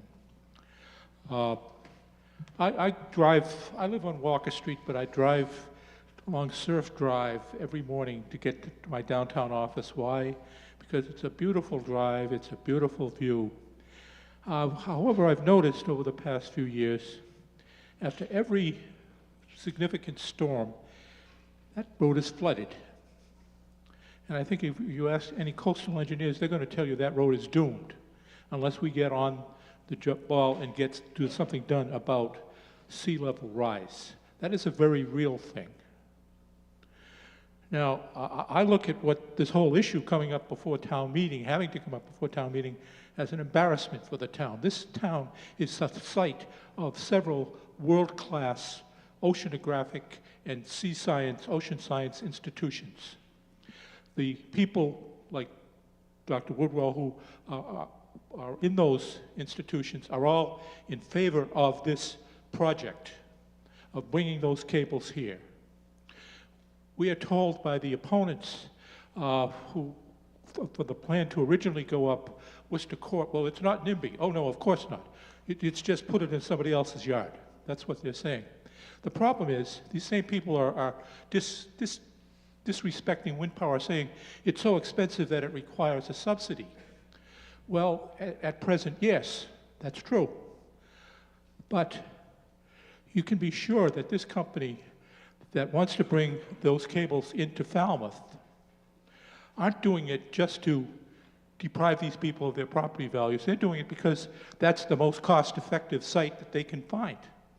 They wouldn't be doing it if it was cheaper or even as expensive, no more expensive, to bring them to where? New Bedford, Fall River? They would. The issue there is it's very, very costly to bury lines under the sea, much less costly than under land. It's hugely costly. So what these people are opposing is wind power per se, no matter what. They come up with all these reasons, the whales, the birds. What they're really talking about is their convenience and their property values. It's NIMBY. And I think the selectmen do a disservice to the town as a whole by upholding their objections. Now, with this project here that we're talking about tonight is the company has seen the opposition to going up Worcester Court. So they have proposed, well, okay, let's look at Kite Park. There aren't as many houses around it, so why not? That's the question we have to ask the selectmen. Why not? If they don't want the cables to go up Worcester Court, let them look at another site. That's all that we're here tonight. But I want to tell you that we're going to have to allow that to go someplace. And I'm also going to say, we've seen on the presentation that bringing these wind cables ashore is a matter of state policy. And I'm going to tell you, when push comes to shove, finally, if this company doesn't get it, they can go to the state and make Worcester Court into another Curly Boulevard. Those of us who have been around long enough know what that means. And I'll just tell you what that meant. The developer of the Seacrest Hotel, which has been a very important and, significant part of the town's economy, wanted the town fathers back in the 1930s. Mr. Latimer? Okay. Your 4 minutes is up, but I love this story. So let's give him like 45 more seconds to finish the story. All in favor say aye, opposed no. The ayes have it. Mr. Latimer. Went to the town fathers and said, the predecessors of this board, well, build me a road out to this new facility. They said no. So then he said, well, let me build the road out to this new facility. They said no. So they went to the state, Governor Curley, and said, state, build me this road. So the state came down, took the road. That's why that Curly Boulevard is a state highway, by the way. And then the state gave it back to the town. And all the town fathers could do was to name it, so they named it Curly Boulevard. True story. Well, there's nothing to stop the state from doing the same thing with this far more important project than somebody's hotel. Thank you. Okay. Just a point of Yep. clarification. Do you want me to come back, or do you want to? Just a point of clarification. Okay, yep. That is a true story. My good friend, Mr. Latimer, said. What's not right, though, is that wind power is more expensive than anything else. It's actually competes with natural gas and coal. It's a very inexpensive form of electric generation. Mr. Scherer.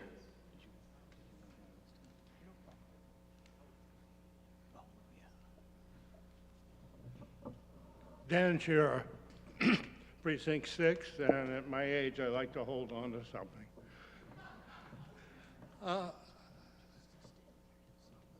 Not many of you people were here at the first meeting when we met with the wind organization.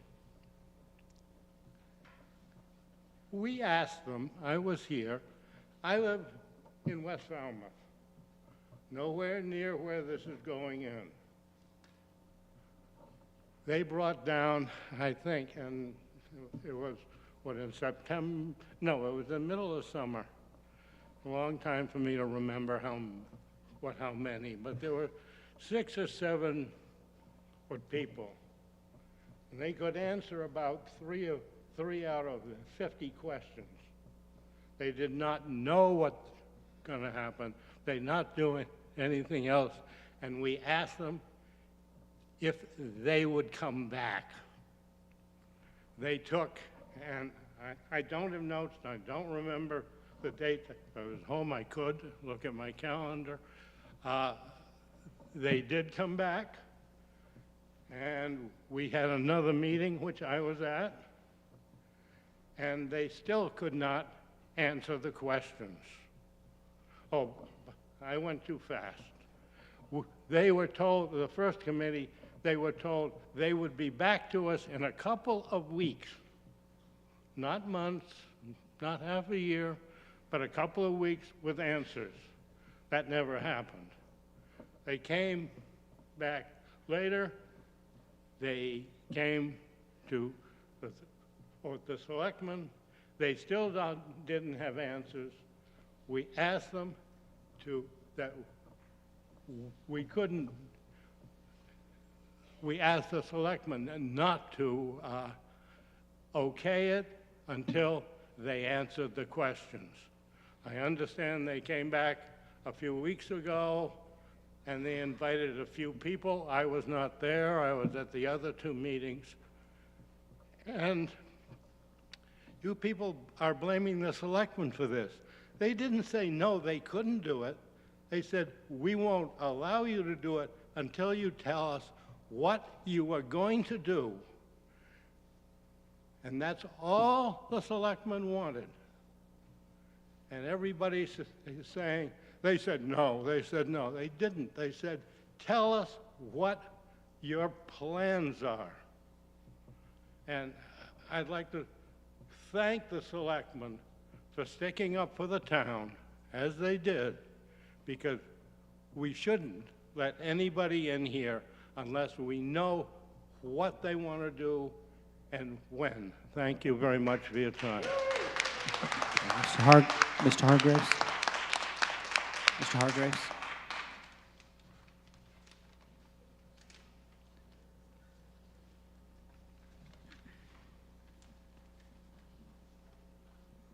You got 2 hands, or are you trying to get both of you? Okay, because I had one of the 2 of you on the list. Okay. Mr. Hargraves, go ahead. Peter Hargraves, Precinct 9. So Dan didn't steal all my thunder, but I would like a more specific clarification on this. And I really don't appreciate that if someone is opposing this article, they're being mischaracterized as against wind power and clean energy. That's just not true. But they're against not knowing how this is going to be done here and what impact it will have on our town. And so my question, more specifically through you, Mr. Moderator, to anyone on the select board who would care to answer, is related to their position on allowing sampling to occur in the future. Because I heard very clearly the explanation when the select board deliberated on this article, And the explanation or rationale was that South Coast hadn't been especially responsive, and that they just felt that this was an appropriate way to chastise them. Well, I would like to know, please, respectfully, if this means that nobody will be allowed, including South Coast or any other applicants, to come in and sample on behalf of making a decision for laying cable through Falmouth? Or is this just sending a message that we expect a good faith negotiation about this issue? Thank you. Madam Chair. Thank you for the question, Mr. Hargraves. I think if you look back and take a look at how the board voted initially, we voted for the testing from the same company. It didn't happen. They came back to us. As Mr. Shearer said, we held a public forum. We simply want them to partner with us. And I believe that's what the board is asking for. Okay, Mr. Brown? I'd like to caution town meeting against sending this message that you want to send to us, because I think it really sets a stage for what Mr. Latimer was alluding to, where the Energy Facility Siting Board would overrule all our zoning and implement this, whether we like it or not. I think the fact that we declared a climate emergency at what was last year or the year before, I think the combination of the declaration of a climate emergency and then this advisory vote to tell us that, you know, we should be allowing the wind turbine people to come into town regardless of what we think, sets the stage for the people on the Energy Facility Siting Board to say, well, you know, maybe we will overrule them because the town meeting says they like it and they want it, and the select board maybe is not being reasonable. I think we are being reasonable. We only wanted to have the same courtesy afforded to us. They came here in June after having all these meetings that were very one-way. If you attended any of their meetings previously, you would see it was just an informational bunch of, you know, feel good about wind stuff and no answers to any questions, no real opportunity to ask meaningful questions. We finally had a meeting in person, got to ask them some questions, and then we never heard from them again until it was time to ask for another permission to go on town land. And we said, no, you're not working with us. When you get it together, come back and talk to us. And we haven't seen them yet. Okay, in the balcony. Yep. Maura Powers, Precinct 6. I had a letter in the Enterprise, not this past issue, but the previous week. And I live across the street from where South Coast Wind proposes to put a substation. And it's 6 acres of substation. That is massive. And that is way too big, way too big. A project for our town and having it placed so close to where people live. They've already admitted that there's going to be low humming. There's also going to be ambient light.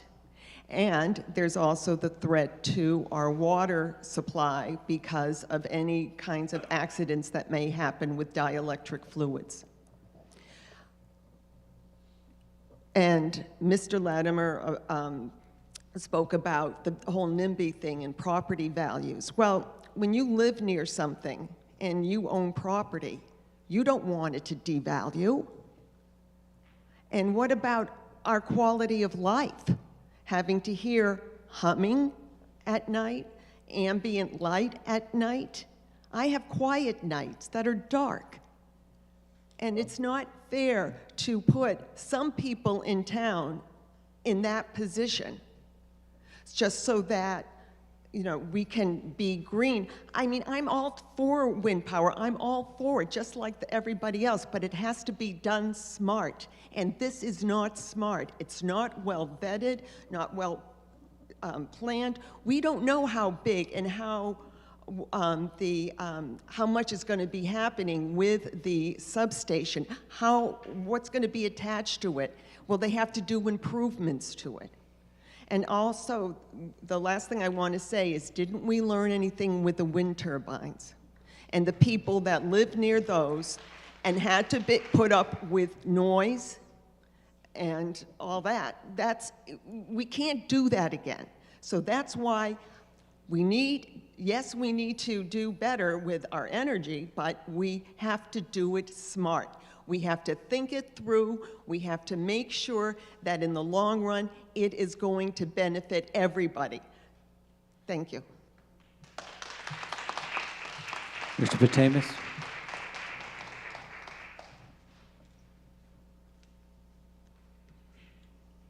Jerry Patamas, Precinct 2. I got a couple of things that haven't been brought up in the newspaper. Our government and public health agencies right now say AC and DC magnetic waves are not at risk. But just remember how long it took them to regulate asbestos, cigarette smoking, emissions from coal-fired power plants, lead and copper in our drinking water, pending regulations on PFAS and PFOS, disposal of certain hazardous waste. Yes, government says most are cost-effective based on science we know now. And that's science we know now, not science that we don't know. So that is one of the reasons. It may not be a big reason, but it was brought out before. The state of Massachusetts approved the wastewater site for the main wastewater treatment plant. State agency had all the regulations and information it needed at the time. Most people would say that was probably a mistake. The letter I got from one of the proponents, I mentioned about Canal Electric.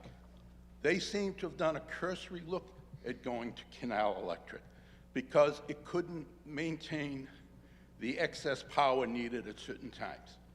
Well, we don't know if they did any other further investigation as to what it would cost to go to Canal Electric, and the fact that the word cost-effective is governmentese. It blends a lot of things in. And yeah, is it making profits better? You want to minimize losses. But they haven't adequately explained why they don't want to go to Canal Electric. Another more local reason is they want to use Kite Park as a potential site. Well, that just came out, and I hope we'll get to it later. That might be the site of a future wastewater outfall. So are we going to give up this potential site for a future wastewater outfall?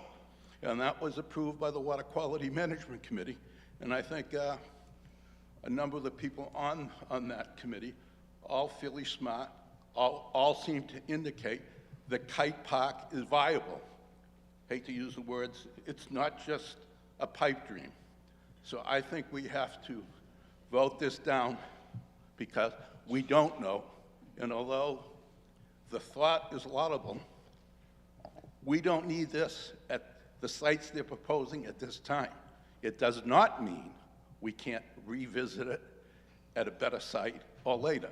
If the state chooses to overrule us, so be it. But we should go down saying what we want for Falmouth. None of the issues we heard today are going to solve anything in Falmouth. Those are global issues that we're supposed to act locally on. I think we should act locally on local issues, like a potential wastewater outfall site. Thank you. Yep, in the back to the right. The gentleman standing can sit down. You're way down on the list. I know you've been standing there, but this list is long. Yep. You're on the list. Yep. Ms. Fenwick, I'll add you to the list. So it's okay. Got it. This works. So well, I'm definitely would consider myself for more. Do we have name and precinct, please? Oh, sorry. Madison Valley Precinct 7. Thank you.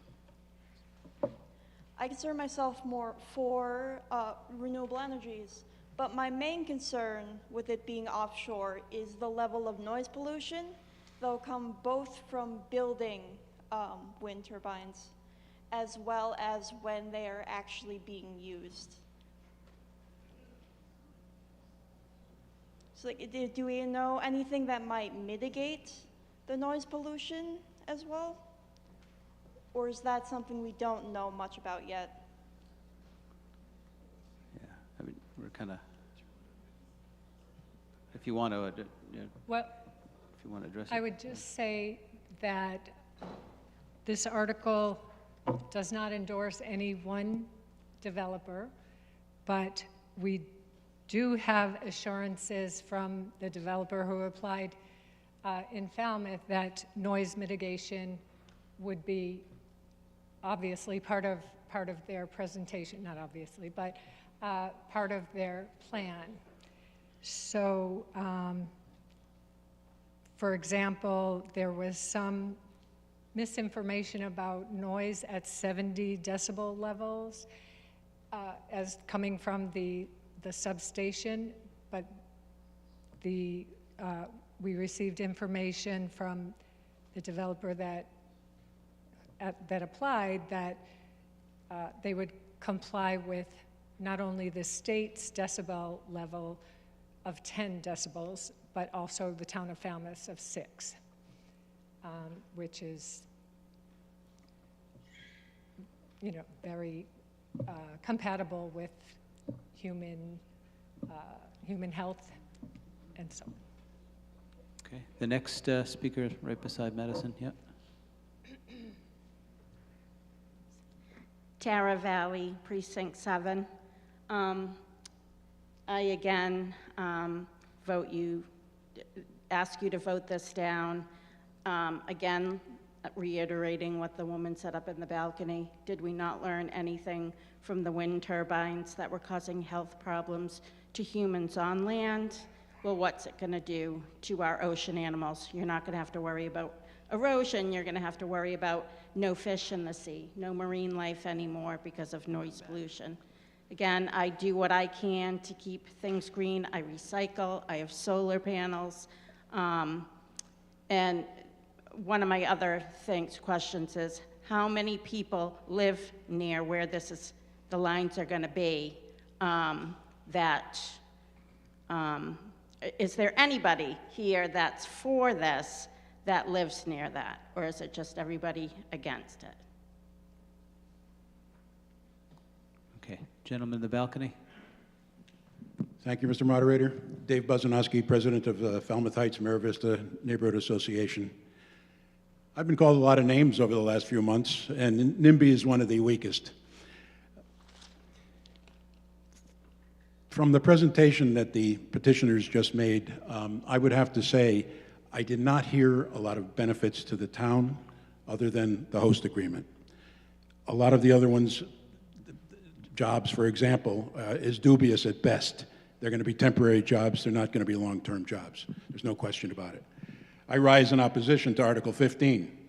This article serves little or no purpose, in my opinion. What's the point of the town granting testing access to any project or any location that might not be approved? This article seems to be more of a spiteful article constructed and signed by 7 members of an advisory committee and appointed by the select board. While this article makes no specific reference to South Coast or Mayflower Wind, let's be clear. The reason for this article, as stated by the petitioners, quote, is to reverse the select board's decision not to allow further testing for an offshore wind project. Not specific, of course. This article is not about soil testing in my mind. I assume virtually everywhere they test in Falmouth is probably going to be suitable, other than a couple of the rocky shores. Granted, any testing would be temporary and relatively minor. However, it's the consequential negative impact of the project of this magnitude that will have on our community, which will be significant and permanent. This is about the town having the right to say where or if such a cable or project should be considered for Falmouth. It's not up to the developer. And this, to a great extent, is why we're here today. The developer was granted testing rights in 2020, quote unquote, without commitment on the town's behalf. The developer then filed plans, detailed plans, and an application with the state prior to achieving any agreement with the town. And now that's even on temporary hold. Suspension is the word. In the meantime, the developer has also filed plans and applications with the federal government for the project, and again, without yet obtaining any town approval. So the testing and lack thereof, perhaps, has still led to these applications going forward. This project's in the works. All the while, in the meantime, the developer was coming to town and doling out money to local organizations, or sponsoring town events, or hanging their promotional flags all around downtown. This is not how a good potential partner should act.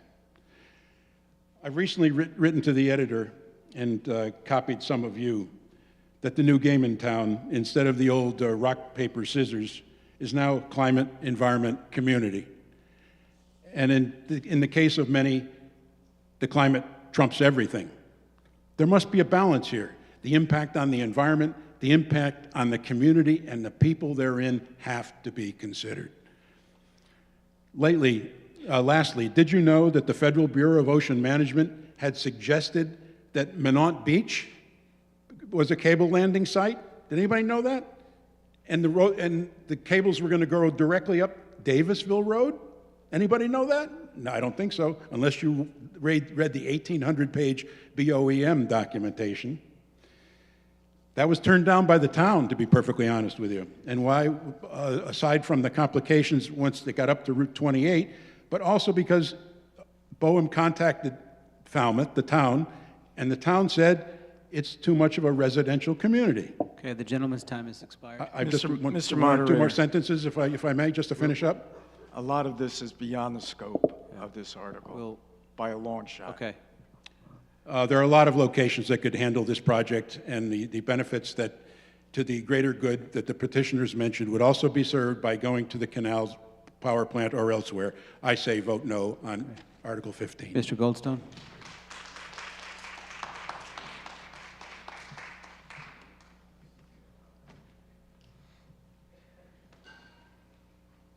So, Jed Goldstone, Precinct 2. I'm a scientist, and data. It's just data. It's just asking for data. With due respect to Mr. Brown, the select board does need to actually listen to the voice of times of town meeting. We've heard one issue that the select board has not been listening currently. I apologize. We've had one issue recently that the select board has not been listening to town meeting, as we are representatives of the town, and this is just advisory to get more data. This is not a decision on wind turbine siting, wind landing, power, anything. It's just a little bit of data, and it's just telling the select board to listen to us. Okay, the gentleman that was standing in the aisle with the hat there. I'm Richard Doobie, Precinct 6. This is Article 15, and I don't see anything in Article 15 that has anything to do with substations. I don't see anything in the article that has to do with where the cable will come ashore. What Article 15 is concerned with is where certain test holes will be dug. Following the scientific method, this would be right after hypotheses, you'd start experimentation. I'm rising in support of 15 because before you can go any further, before you can deny anything any further, you have to begin here. Before we can accept anything further, we have to begin here. All that this is a gathering of scientific data. It's no more. You read the article. There's nothing in this article about substations. There's nothing in this article about where cables are going to come ashore. Nothing. All that it has to do is digging small holes for testing purposes. No more. We're not authorizing anything else. So I would support Article 15, and at least get the data gathered so that we can make better judgments later on. Ms. Fenwick?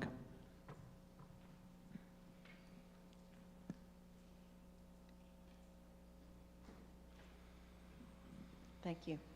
Judy Fenwick, Precinct 1. I missed last November's town meeting because I was in Egypt at the UN Climate Conference. As part of my work at Woods Hole Oceanographic Institution, I am the designated contact point for WHOI with the UN Climate Change Secretariat. That relationship saying that the institutions are in favor of this, I don't think that point can be made. I know that the presentation covered more than just digging a few holes. You talked about the benefits of the project, the reasons for the project. You're talking about the entire project at that time, the financial benefits. You're talking about town meeting values and vision. So what I would ask you to consider is, we are saying, I'm going to vote no on this because this is a snout under the tent by the small company, the developer, who has some answering to do to the parent companies. They have got their purchase, I'm not sure I got that, what if the purchase agreement? Our purchase agreement. Okay, so that agreement for Commonwealth Wind, which also answers to the same parent companies, is on hold, and South Coast may be verging on being on hold. So that by offering to allow them to come in and do testing is a snout under the tent to prove to the parent companies that they're actually engaged with the town. So I would just say that cables coming on shore are the least of my worries. This is a project, the entire project is way oversized for this community, and it's the substation that scares more than the cables coming on shore. And so if we're going to take this into account, digging a few holes also could lead to digging bigger holes to accommodate a 6-acre substation on a 26-acre plot of land. Okay, Ms. Keefe?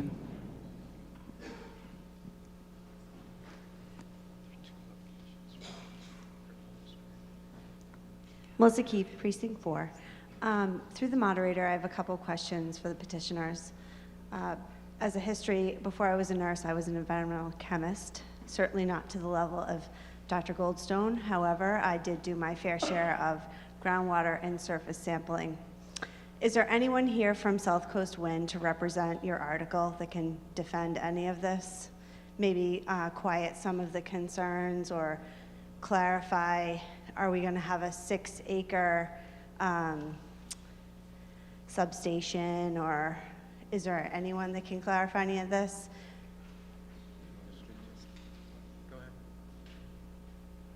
As I said earlier, we're not endorsing any one developer, and I don't know if someone from South Coast Wind is here tonight.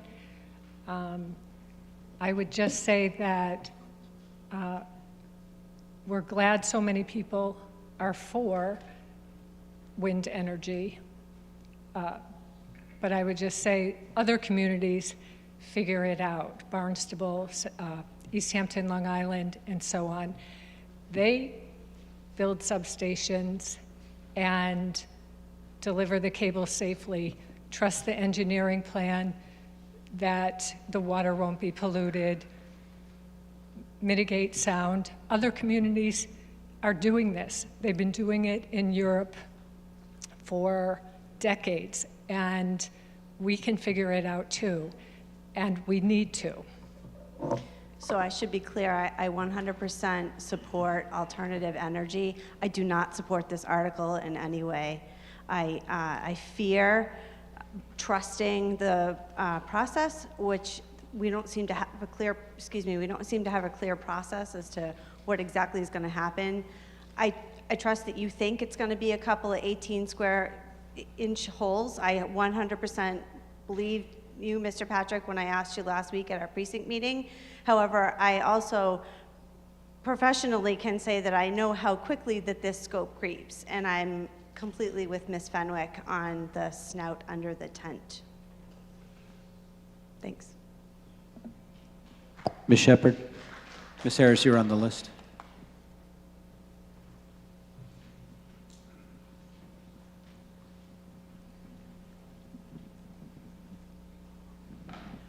Thank you. Susan Shepherd, Precinct 1. I just want to make 2 points here. The article is about sampling, which I'm certainly in favor of. The other thing is, folks, I look around this room.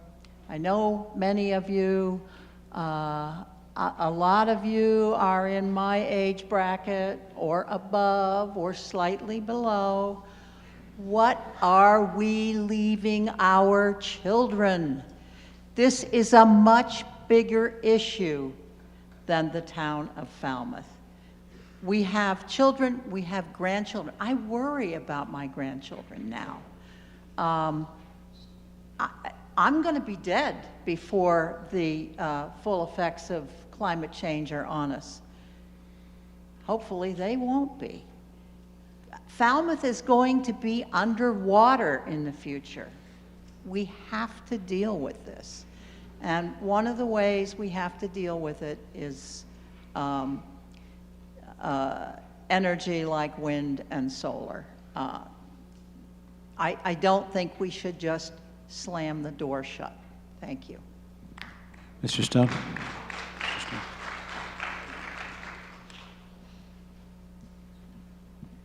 Thank you, Mr. Moderator. Michael Stone, Precinct 6, Town Meeting Member and Financial Officer of the Community Preservation Committee. I rise in support of Article 15.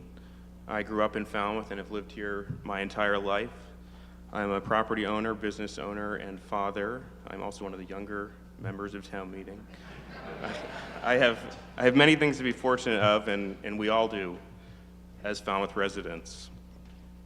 Unfortunately, my generation and my daughter's generation will be the ones who will have to face the existential challenges to our coastal community that climate change poses.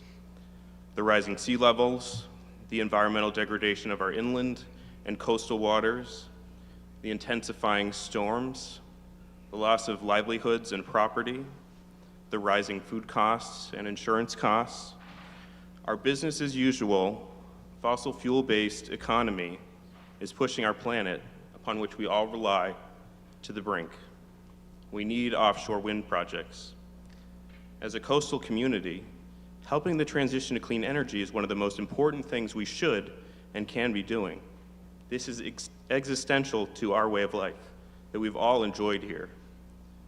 The temporary construction time of a project like the project has been discussed is worth the significant long-term community benefits. What will we tell our children if we do not take action on climate change? What do we tell our children if we block the very solutions that can help address climate change? Let's provide future Falmouth generations a chance at the same way of life we've been able to enjoy. Please support Article 15. Thank you. Okay. In the center, Ms. Harris. Ms. Harris.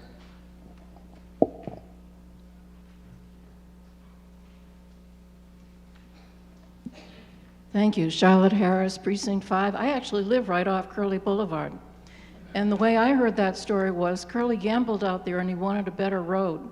But that's just what we heard. The state was supposed to legalize gambling, and the developer wanted to build a casino where the Seacrest is, but the state never legalized gambling. That was the bet. He wasn't governor long enough. So I rise in opposition to this. I hope that you all will vote against it. And I have 2 reasons for that. One, I really think the town meeting ought to consider supporting their select board. We elected these people have the right to make the decision on it. They are the ones negotiating with the people who are proposing this, and we are weakening their position for us. And I don't think that's sensible of us to do. The other reason is I think that this is actually a bad idea. Judy's right, this is the nose under the tent.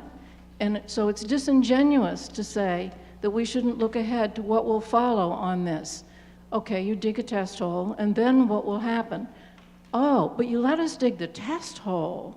Now we just want to put some wires. And one by one, bit by bit, without ever giving us the whole picture to consider. So this is our chance to say to the select board, maybe your support for their coming, just you want to negotiate it, is incorrect. Maybe the townspeople here want to let you know they're not really in favor of finding a landing in Falmouth. They think that helping Shell Oil, AKA South Coast, find the cheaper way to go to the mainland might not be in our best interest. Okay, in the balcony? We have someone in the balcony there? Yes. Yep. I'm from Precinct 2, Carol Zimian. I'm imploring that the town meeting members support our selectmen and their recent 4-to-1 vote and decline to support Article 15.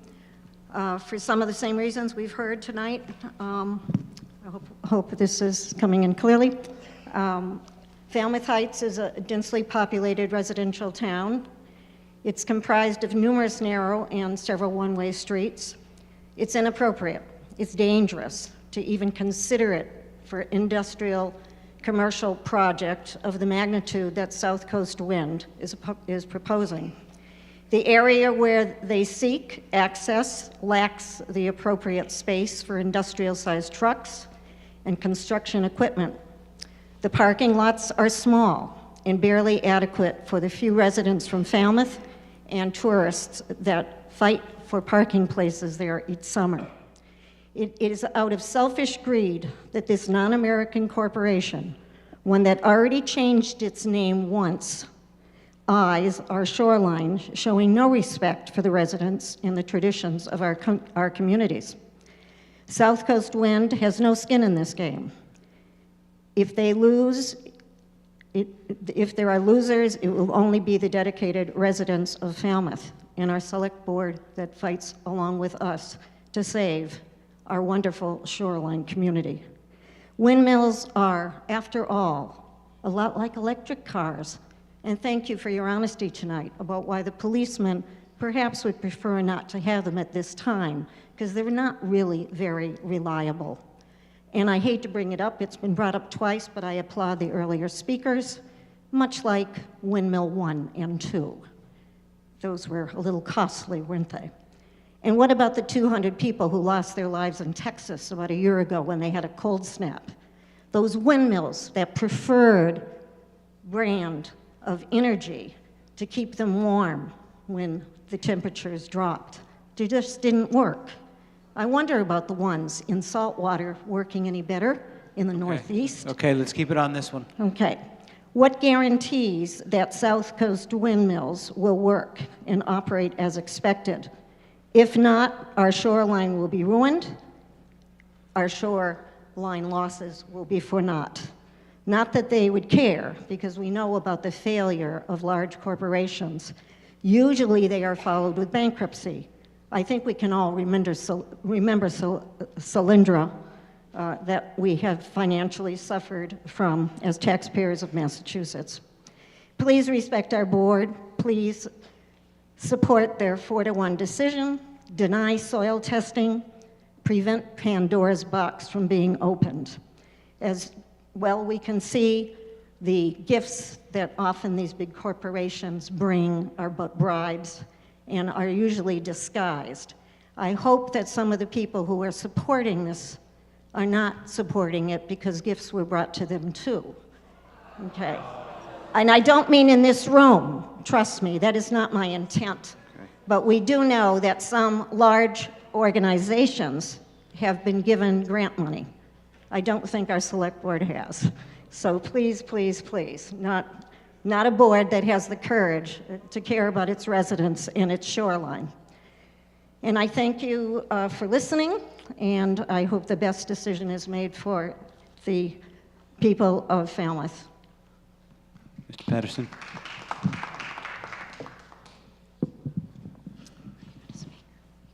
The facts right now are that renewable energy sources are actually less expensive than the fossil fuel sources. And so there's an economic reason. Now, when Eversource go or other power providers go before the regulatory agencies, they roll out all their costs. And it just so happens that the further you are from the source, the more line loss there is, and therefore they go before the regulatory agencies and say, we should be able to charge more for our electrical energy distribution. And they do.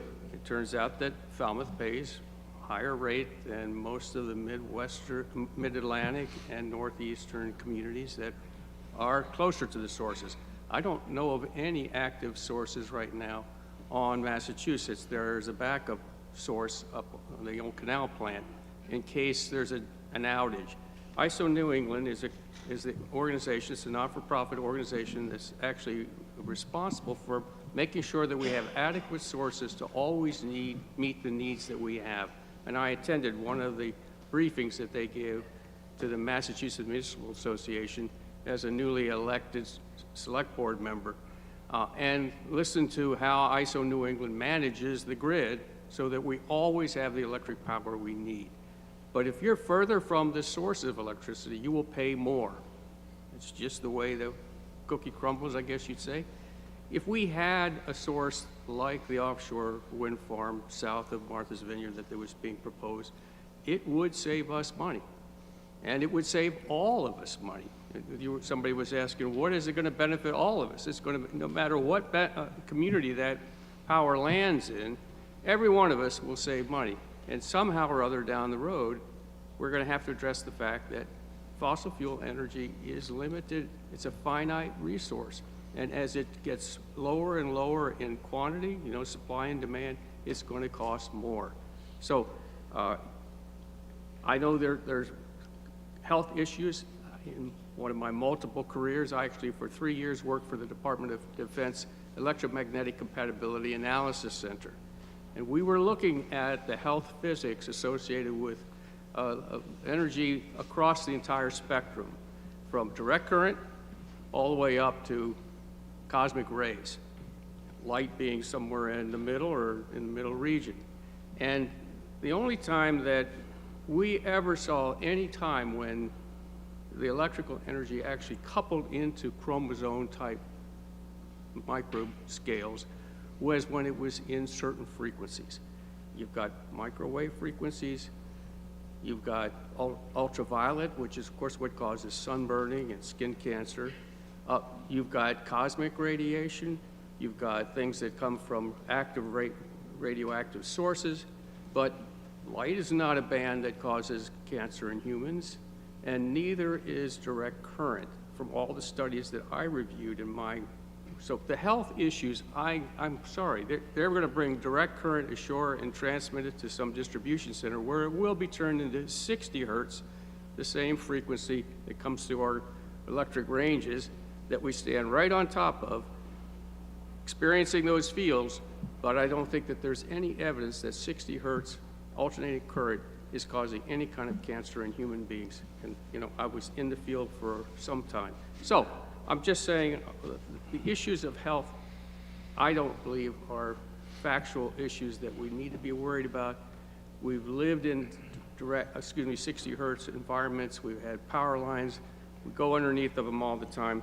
So the health issues to me are not valid. That's my perspective on it. I think we have to take a look at the community disruption. That's a valid concern, but I think we need to remain open to actually sourcing energy. Mr. Pedersen, your time has expired. Okay. Well, relatively close to the Falmouth, or the costs are going to continue to escalate. Mr. Noonan? John Noonan, Precinct 7. We're talking about holes being dug. My concern is, as a number of people in the room, the holes being dug is just the first step. It's like when you go to look at a piece of land to build a house, you want to find out where to put the septic system, so you dig a hole. Maybe you find out that the hole, it's not a good place to put the septic system, so you have to reroute it and do a different route. It's just the first step. And by giving them the first step, we're saying, okay, well, maybe you can take the second step. But we don't know, because we don't know what the final outcome is. Many of you probably know, well, maybe you don't, Alzheimer's runs rampant in my family. I've been dealing with Alzheimer's research doctors for over 20 years. And what I know from them, from a number of the doctors that I've spoken to in the past couple of weeks, Alzheimer's, they believe, is contributed by the high tension lines that run through the substations. Until we know that for sure, we shouldn't be letting them dig a hole to possibly do more with their lines underground. There is a lot of answers that we have to get, and we need the whole picture before we say yes to digging a hole. So please, say no to this. Thank you. Okay, Mr. Duffney? Mr. Duffney? Yeah.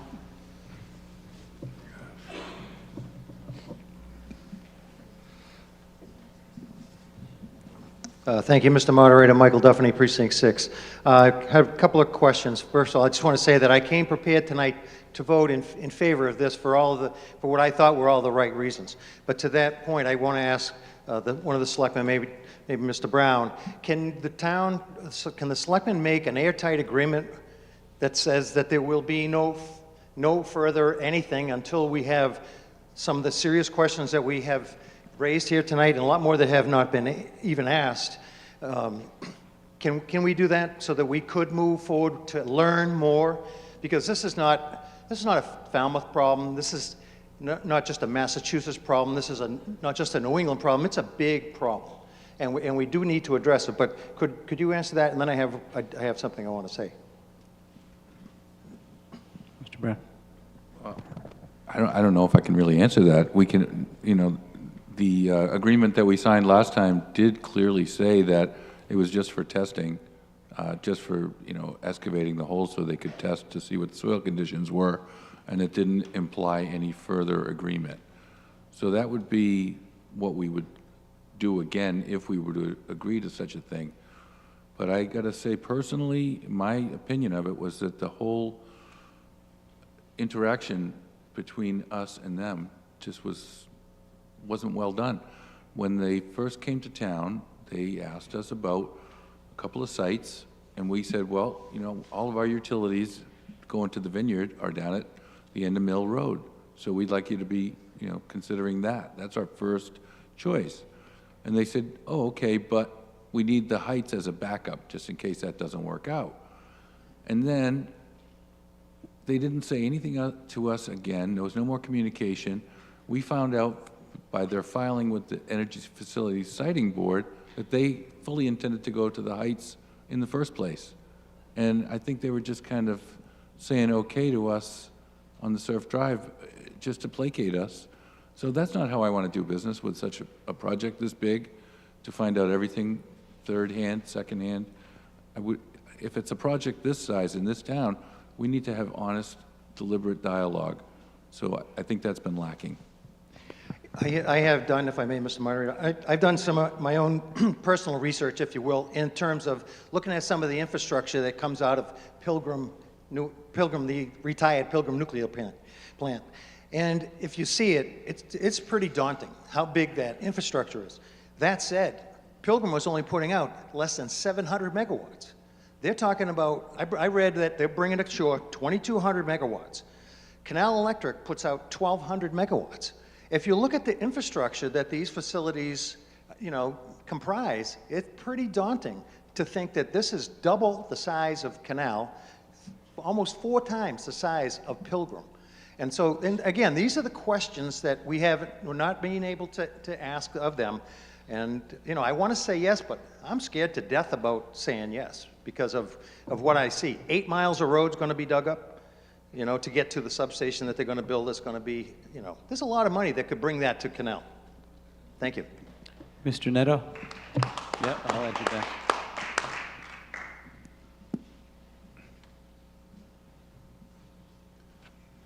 Mr. Moderator, seeing as how it's getting close to the witching hour, I'd like to make a motion that we vote to extend this discussion for this article only, so we can go. Okay, we're going to take a vote to go after 11 just on this article, so that we can finish this. Standard operating procedure. All those in favor of just extending for this article signify by saying aye. Aye. All those opposed, no. It's opinion of the chairs that the ayes have it. And next is in the balcony. Thank you, Mr. Moderator. Greg Masmanian, Precinct 2. It's a noble effort by the petitioners on Article 15, but it misses a very important set of facts. There are 7 bidders for the federal waters to put in wind farms. By approving Article 15, you're giving all 7 of them the right to come in and test in Falmouth. Many of us think it's a very benign item to have them test, but like other people have said this evening, you got to look at the end game, and that's where our selectmen spent their time. They looked at the facts, they looked at the end game. By inviting them in to test is just as good as closing the door to our ability to negotiate. Very, very important. Now, the other thing that's been highlighted in their presentation today is the jobs. Have you ever walked down Main Street and seen a window on any one of the businesses that doesn't say help wanted? We don't have an unemployment issue here. Okay? The other thing is the economic benefits of a hosting agreement. The early hosting agreement called for about $1 million over 20 or 25 years. That's less than 1% of our budget. I'll tell you what, increase my taxes, as opposed to putting 350,000 volts under our beach, down Worcester Court, okay? God grant me grandchildren, but they'll never play on Worcester Court or Central Park. Keep in mind, manhole covers blow. And you might want to ask the fire chief if he has the apparatus to go down those holes, or would he even send his men down there? Okay? It happens every day in major cities. And you want to put them on a park, on Worcester Court, the Kite Park, through a residential area where the average square footage of house is less than 10,000 square feet? Come on, this makes no sense. So I am not in favor of Article 15, and I am in favor of what the selectmen have done. Thank you. Okay, Mr. Cullinane.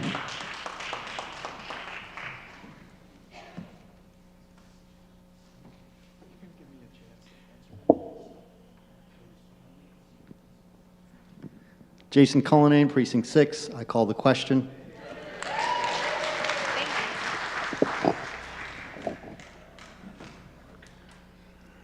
Okay, we have a motion to move the question. This requires 2/3. All those in favor signify by saying aye.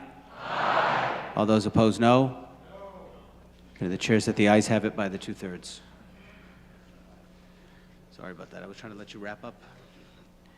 Okay, the question will come on the main motion as printed. All those in favor signify by saying aye. Aye. All those opposed, no. No. It's opinion of the chairs that the noes have it by a majority. You good? I doubt the vote. Okay. Can we queue up a slide? We're gonna take a counted vote. All those in favor signify by pressing 1A. All those opposed signify by pressing 2B. This is the main motion as printed. 1A for yes, 2B for no.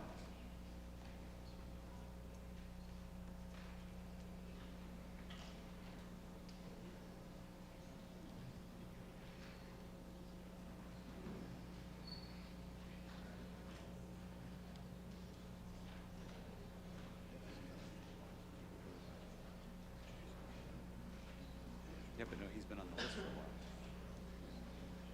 I thought he was going to speak in favor. That's why I don't suppose. He didn't even respond to it. So I was trying to come in and respond. But I just thought, speaking of this, you've already spoken twice.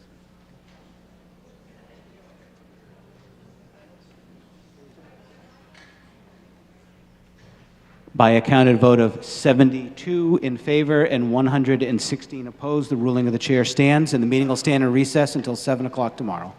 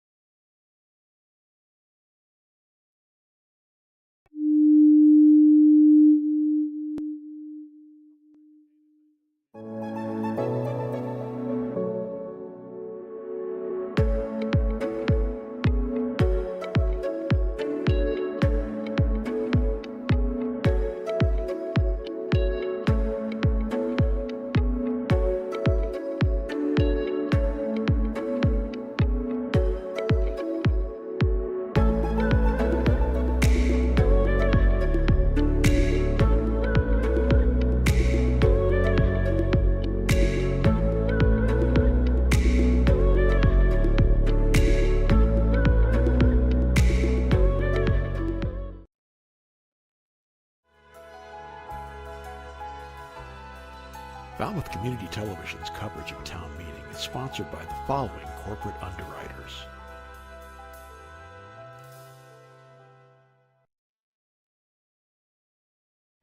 Welcome to the Falmouth Chamber of Commerce. The Falmouth Chamber is dedicated to working on behalf of our members to make Falmouth a better place to live, work, and conduct business. We are committed to developing the economic, cultural, educational, and civic interests of our community and welcome the support from all organizations to achieve our combined goals. Whether you call Falmouth home, are a summer resident, or a visitor, we hope you take advantage of all that the Chamber has to offer. Hi, I'm Bob from Crane Appliance. Since 1983, as a family-owned company, our goal has been simple: to give our neighbors of the Cape and Islands a great shopping experience. Rest easy knowing our professional team will listen to your needs and help you pick out the perfect appliances. We'll take care of everything throughout the sale, delivery, and installation process. And we even have our own in-house service department. Crane Appliance, we call the Cape and Islands home. Carlson Printing for all your printing needs. 508-548-7303 or toll free at 1-800-696-7303.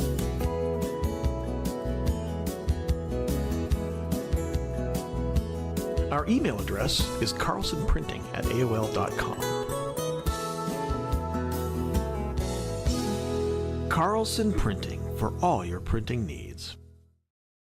Hosting services for FCTV.org are provided by Meganet Communications. Meganet offers a wide array of internet services including Mega Backup Cloud Service, server colocation, T1, fiber, Metro Ethernet, as well as telephone services such as hosted PBX and digital voice.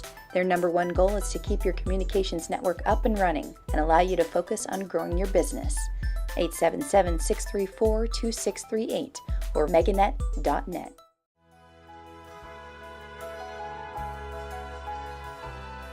Additional funding and support provided by the following corporate sponsors.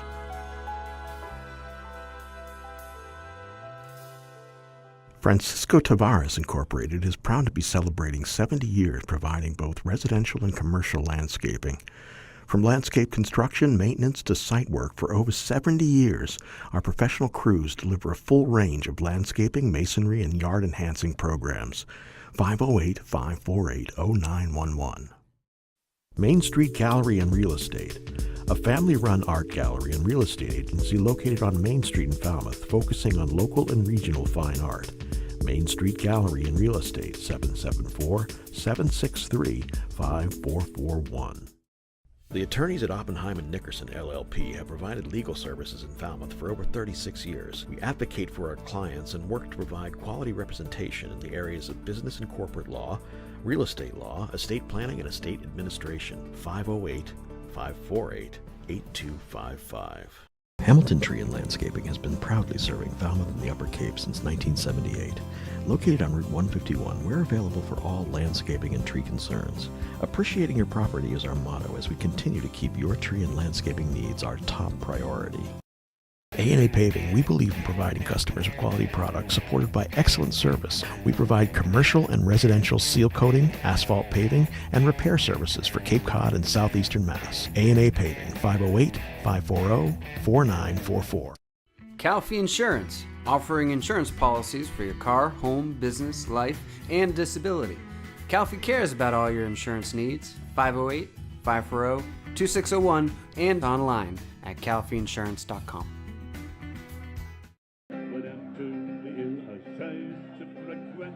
Liam McGuire's Irish Pub. With a newly renovated dining room, it's what an Irish pub should be. Main Street, downtown Falmouth. Eastman's has been Falmouth's hardware store since 1913, with a newly added retail space providing kitchen accessories and gourmet foods. Our friendly staff is available to assist you with your hardware and kitchen needs. 508-548-0407. Carpet Barn, Carpet One Home Showcase, a local family-owned business offering all your premier carpet and flooring needs.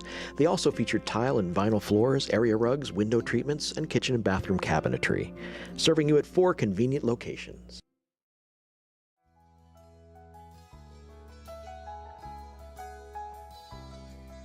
FCTV is also supported by the following businesses and organizations.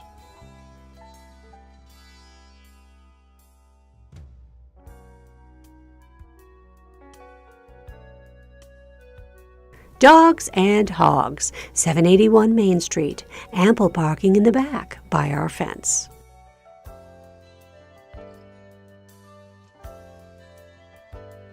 Lisa Peterson Asendorf, William Ravis Real Estate, Mortgage Insurance, 508-566-6259.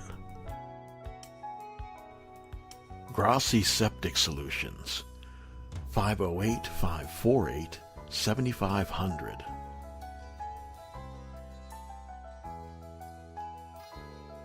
Turning Point Dance Studio, 508-444-0278. J. Miller Picture Framer, 681 Falmouth Road, 508-539-3888.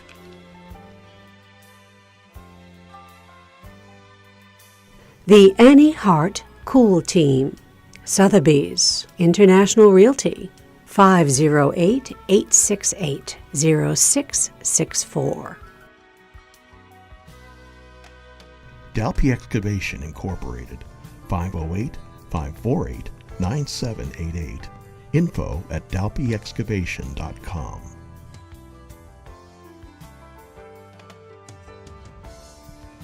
Village Lamp and Repair Shop, 508-274-2057.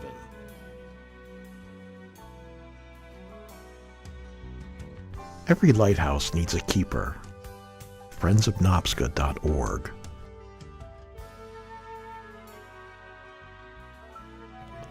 People for Cats, 44 Beagle Lane, T-Ticket, Mass. 508-540-5654. info@peopleforcats.org. Martha's Vineyard Bank, 84 Main Street and 397 Palmer Avenue, Falmouth, 2 Water Street, Woods Hole, 508-627-4266.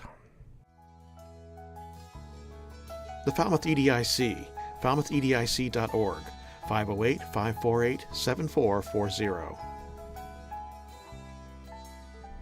Partners Technology, Voice and Data Solutions, 781-930-5000.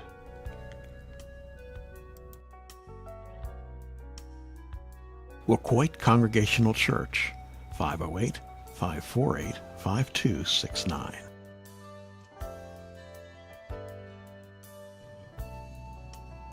Sora's Flower Garden Nursery, 508-548-5288.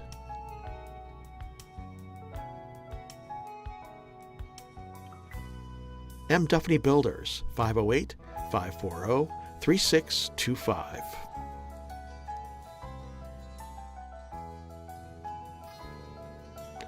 Danny's Barber Shop, 508-548-6013.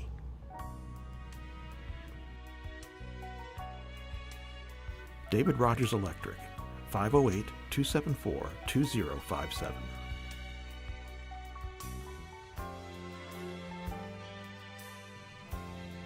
Murray and McDonald Insurance, 1-800-800-8990.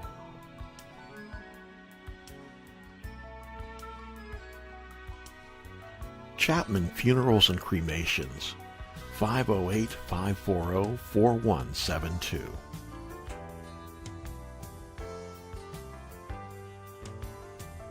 Hanush Jewelers in downtown Falmouth, 508-548-9107.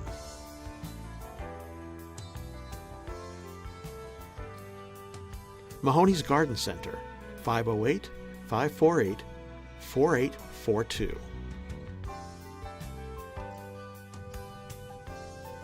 The Cape Cod 5, 508-457-5252.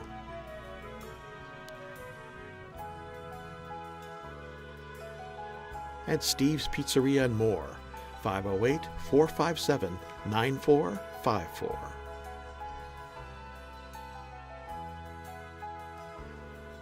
Additional support provided by Roach Brothers, Windfall, Shaw's Supermarket, Stop and Shop,